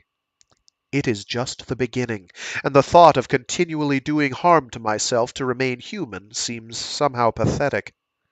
I will not be here when the 13th expedition reaches base camp. Have they seen me yet, or are they about to? Will I melt into this landscape, or look up from a stand of reeds, or the waters of the canal, to see some other explorer staring down in disbelief? Will I be aware that anything is wrong or out of place? I plan to continue on into Area X, to go as far as I can before it is too late. I will follow my husband up the coast, up past the island, even. I don't believe I'll find him. I don't need to find him. But I want to see what he saw. I want to feel him close, as if he is in the room. And, if I'm honest, I can't shake the sense that he is still here somewhere, even if it is utterly transformed.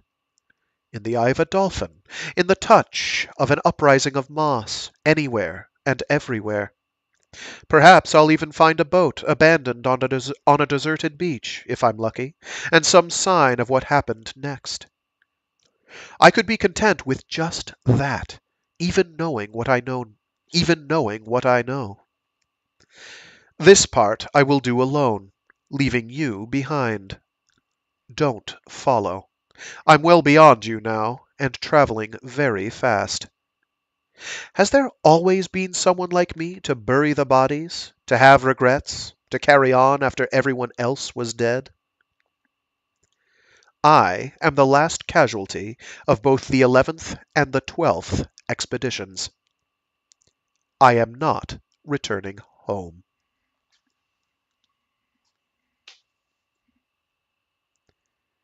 And that was Annihilation by Jeff Vandermeer. Wowzers. That one always gets me. Oh, man. Nice to know one can be profoundly affected even by things that you've read before, even the things you've read before recently. But yeah, that last part is kind of an emotional roller coaster, isn't it? I think it's great.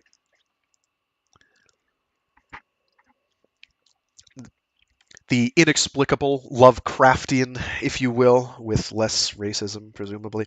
Um, Lovecraftian aspect is very much alive and present. Um,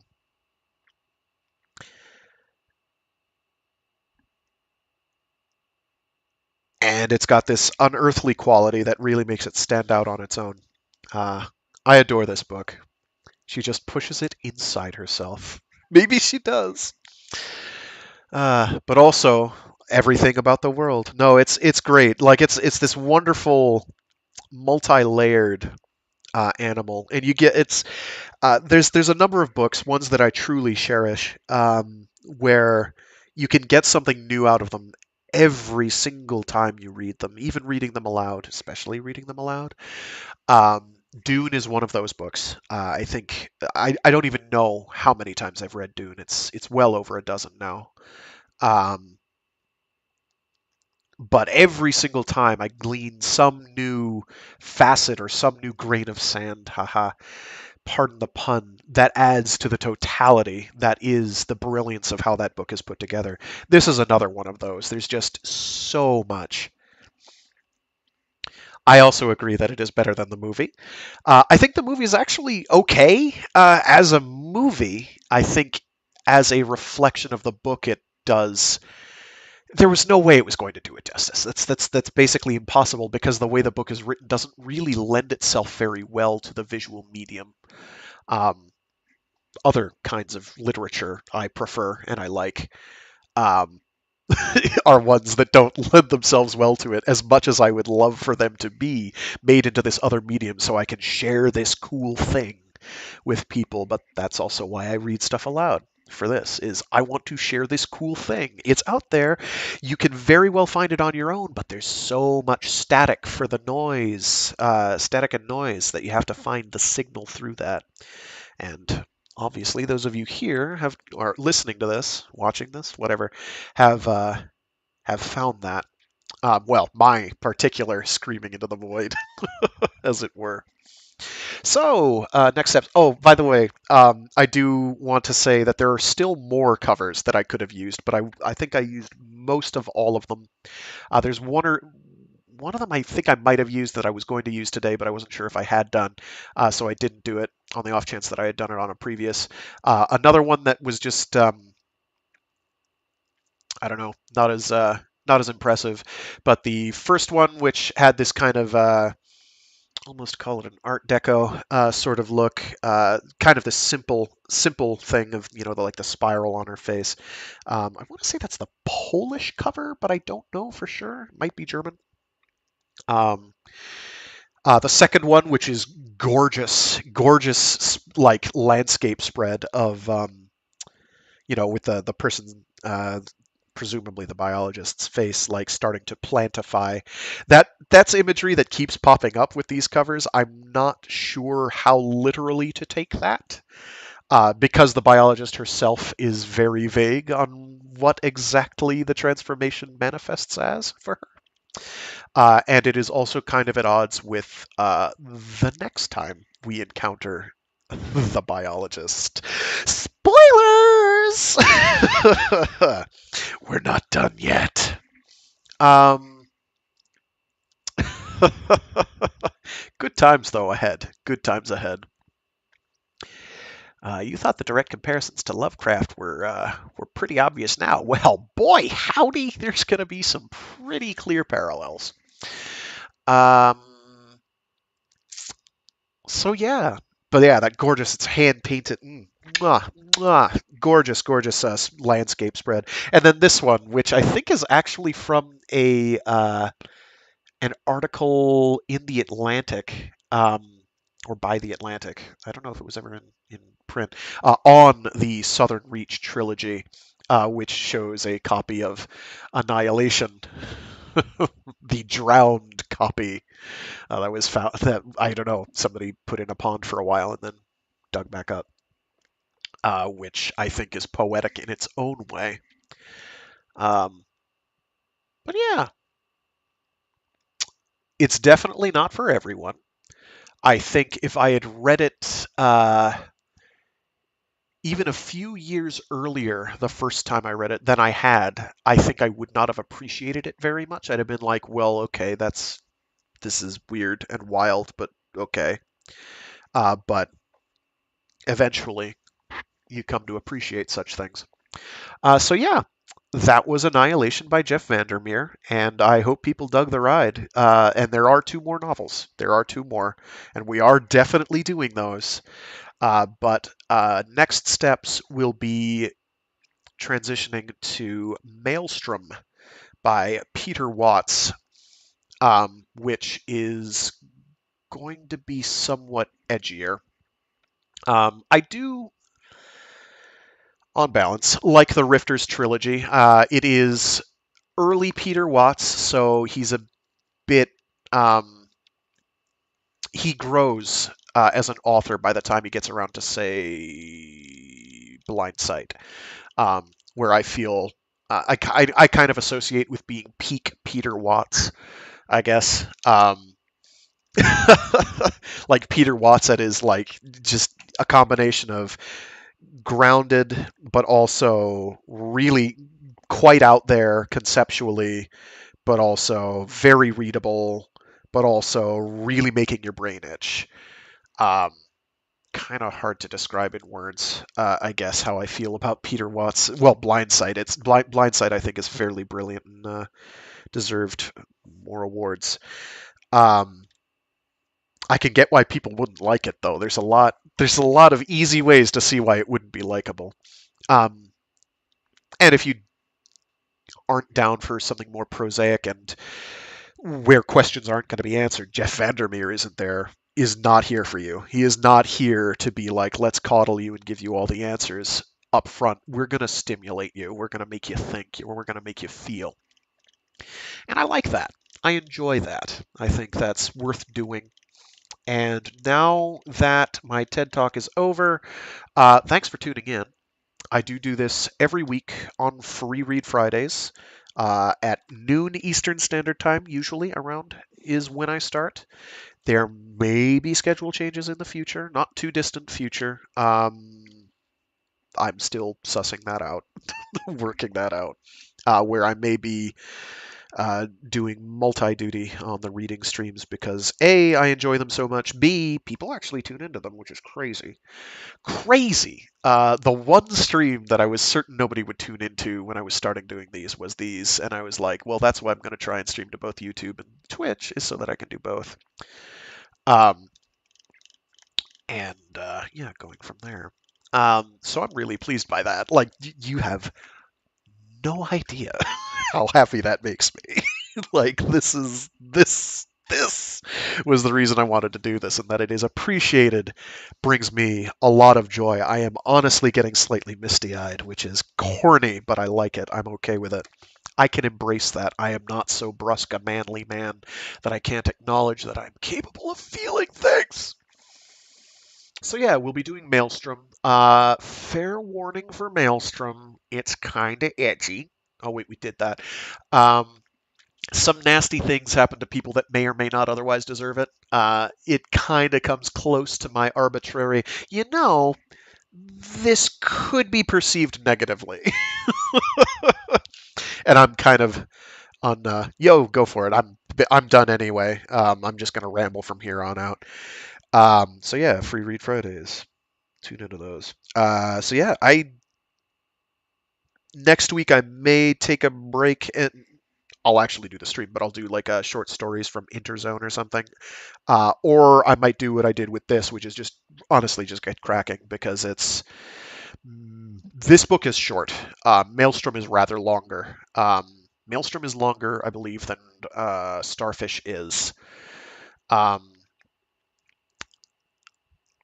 so it's I can just grab one. My can I actually reach it from here? Give me a sec. You're gonna hear awkward noises. Yeah, it's definitely thicker. Yeah. Okay. Very good. I don't have to look at the page count. I was gonna look at the page count. I don't have to do that. So yeah. we'll be doing that. I will probably put a disclaimer on the stream saying, hey, by the way, if you have a sensitive constitution or don't like nasty things happening to people who may or may not deserve it, you may want to shy away from this one. My bad. Um, and if at any time it is too much, tell me. It won't necessarily change anything because I'll keep going. Um, I'm still kind of mad at myself for last year during Pride Month. There was a short story I wanted to read, but I chickened out because when the short story had first come out, a couple, 2, 3 years prior, I think, a couple years prior, the author received some blowback, which largely ruined their life. And pushed them away from ever writing ever again. And I was not happy to read or hear that. I was very displeased, especially after I had reread the short story trying to see what people were getting so upset about. And I was like, wait a minute, what are you talking about? Why are y'all so upset? First of all, you could take it as, oh, it's just a short story. Second of all, it's not like it was like propaganda. I would contend it was the exact opposite of what people were trying to paint it as, but, knee jerk reactions have become increasingly common over the past couple of years. So, to summarize cynically, there are many such cases, and we probably don't hear about a bunch of them.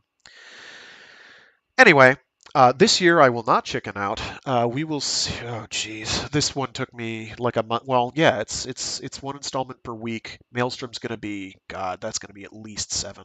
That's gonna be like 8 to 10 installments. It's a long. It's not a long book. Um, when I get around to doing Hyperion, that's a longer book. That's a long book. That's what. That's a thousand. That has to clock in around 1,000 pages. That one's beefy. I do also. So yeah, right now my basic going forward schedule is going to be, or long term plan is Maelstrom, second book in the Rifters trilogy by Peter Watts. Authority, the second book in the Area X / Southern Reach trilogy by Jeff Vandermeer. The third book of the first installment of the third. How do we put this? The third volume of the Rifters trilogy, the first half of the third book. Is that how to do that? Third, yeah, whatever. First book in the third volume. That I think is right. First book in the third volume of the Rifters trilogy, and then Acceptance, which is the final installment of the Southern Reach trilogy. Basically trading between those, and then the final volume of um, the last book in the Rifters trilogy, which is actually 4 books. We'll explain why later. Um, I keep saying that, and I'm probably going to just not explain it. It's very easy to find out, but I'll explain it when the time comes. Probably. Let's see. After that, someone has made a very direct request for Hyperion, and I think they wanted me to do Endymion as well. Why may not back to back those?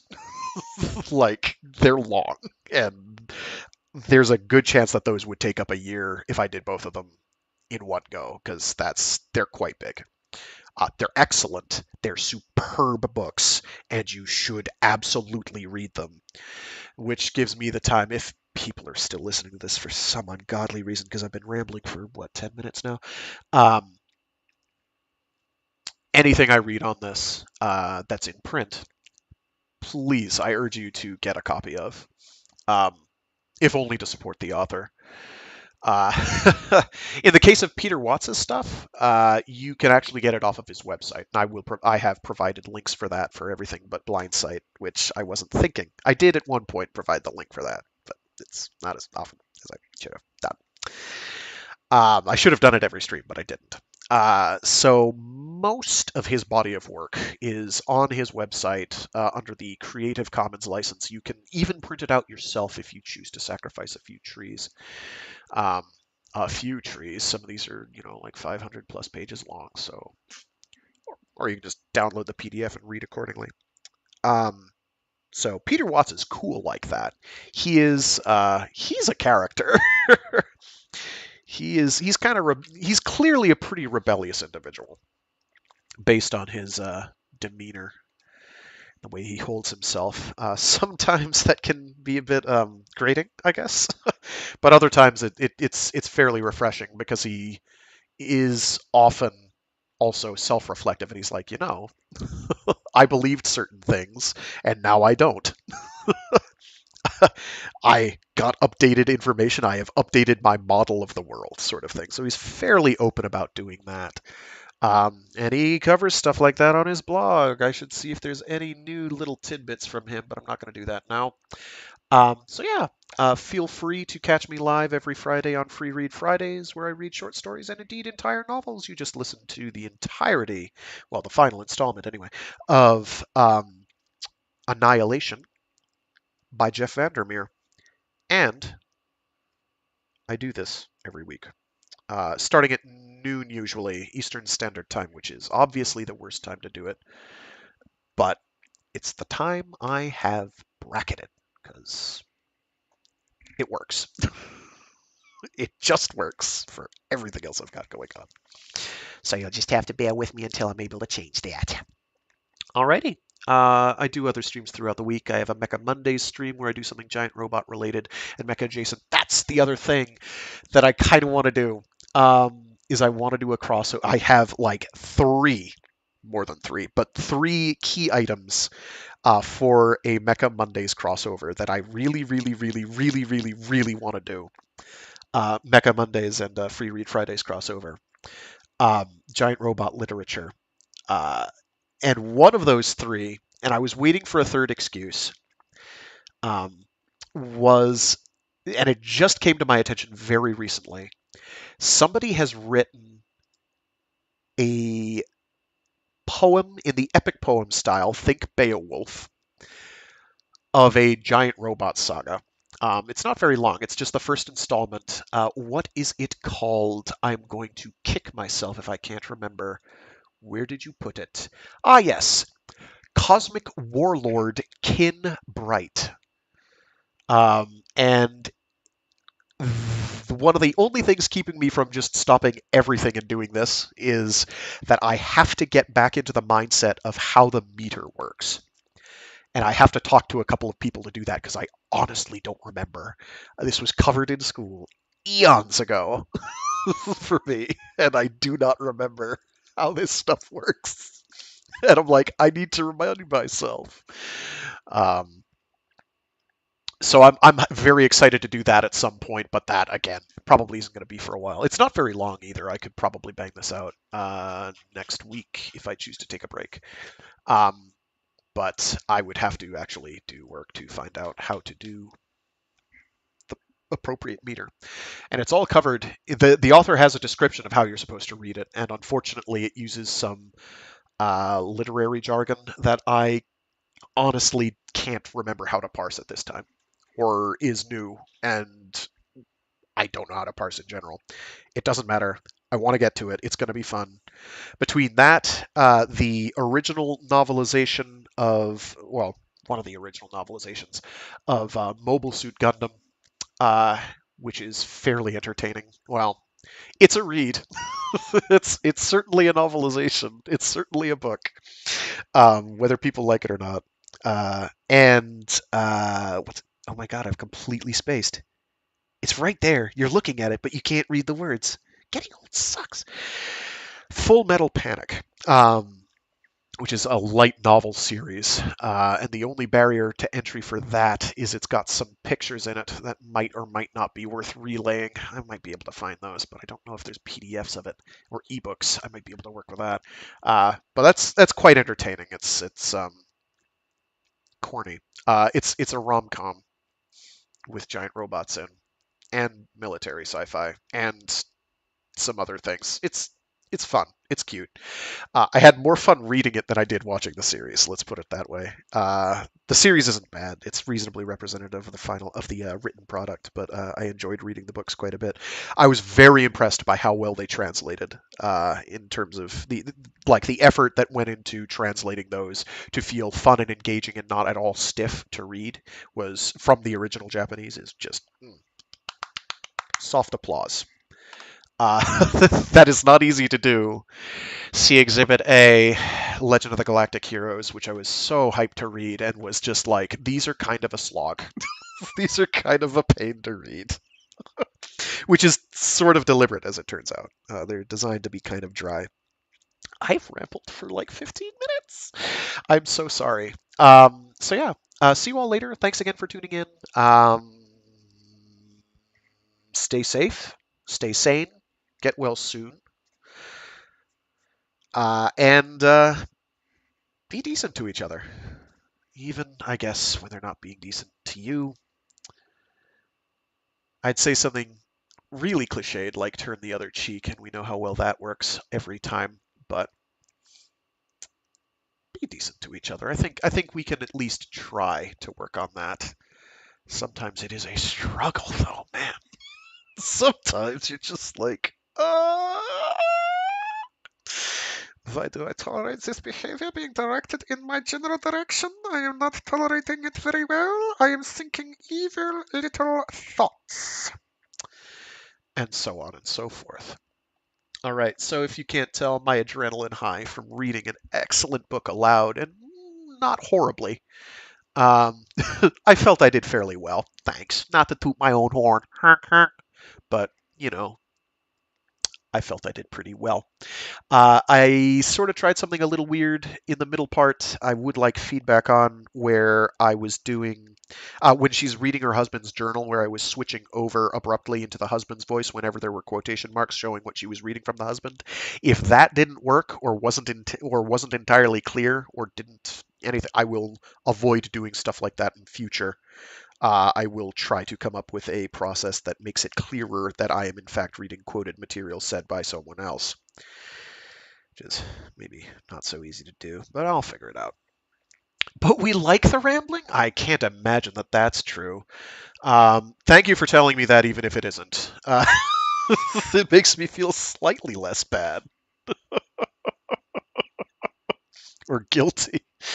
Oh yeah, it's raining where I am too. Well, actually, I should really, really check the geological water survey and see if I've got to worry about flooding. Disadvantage of living anywhere near a river is you sometimes have to keep an eye on such things, particularly when said river is iced up and is now getting waterlogged or there's rain. You have to keep an eye on that. I don't think we have anything to worry about, but I worry. Not that I wouldn't have time. Anyway, I will see, talk, listen. I will make mouth noises. There we go. At y'all later. Uh, and you can do what you will with that. Thanks again for tuning in. If you're listening to this after the fact, hi. I do these live. That's why they're kind of rough. And I do not edit them, which maybe isn't the best move, especially if I were to use these as a professional reference. But there it is. I guess if I had to, I could pare them down, but I'd have to relearn software for doing that, and I'm lazy. I'm lazy. Yes, yes, you heard it here first. That's why I sit in a chair and read books at people over the internet. uh, so yeah, that'll do it. Thanks again. I live on the side of a mountain. Oh yeah, yeah, I can bet. I bet. Oh yeah, that's a whole nother set of that's a whole nother set of concerns living on the side of a mountain with rain. Um, Gosh, I can only imagine. Alrighty, see you all later. Bye. Thanks again.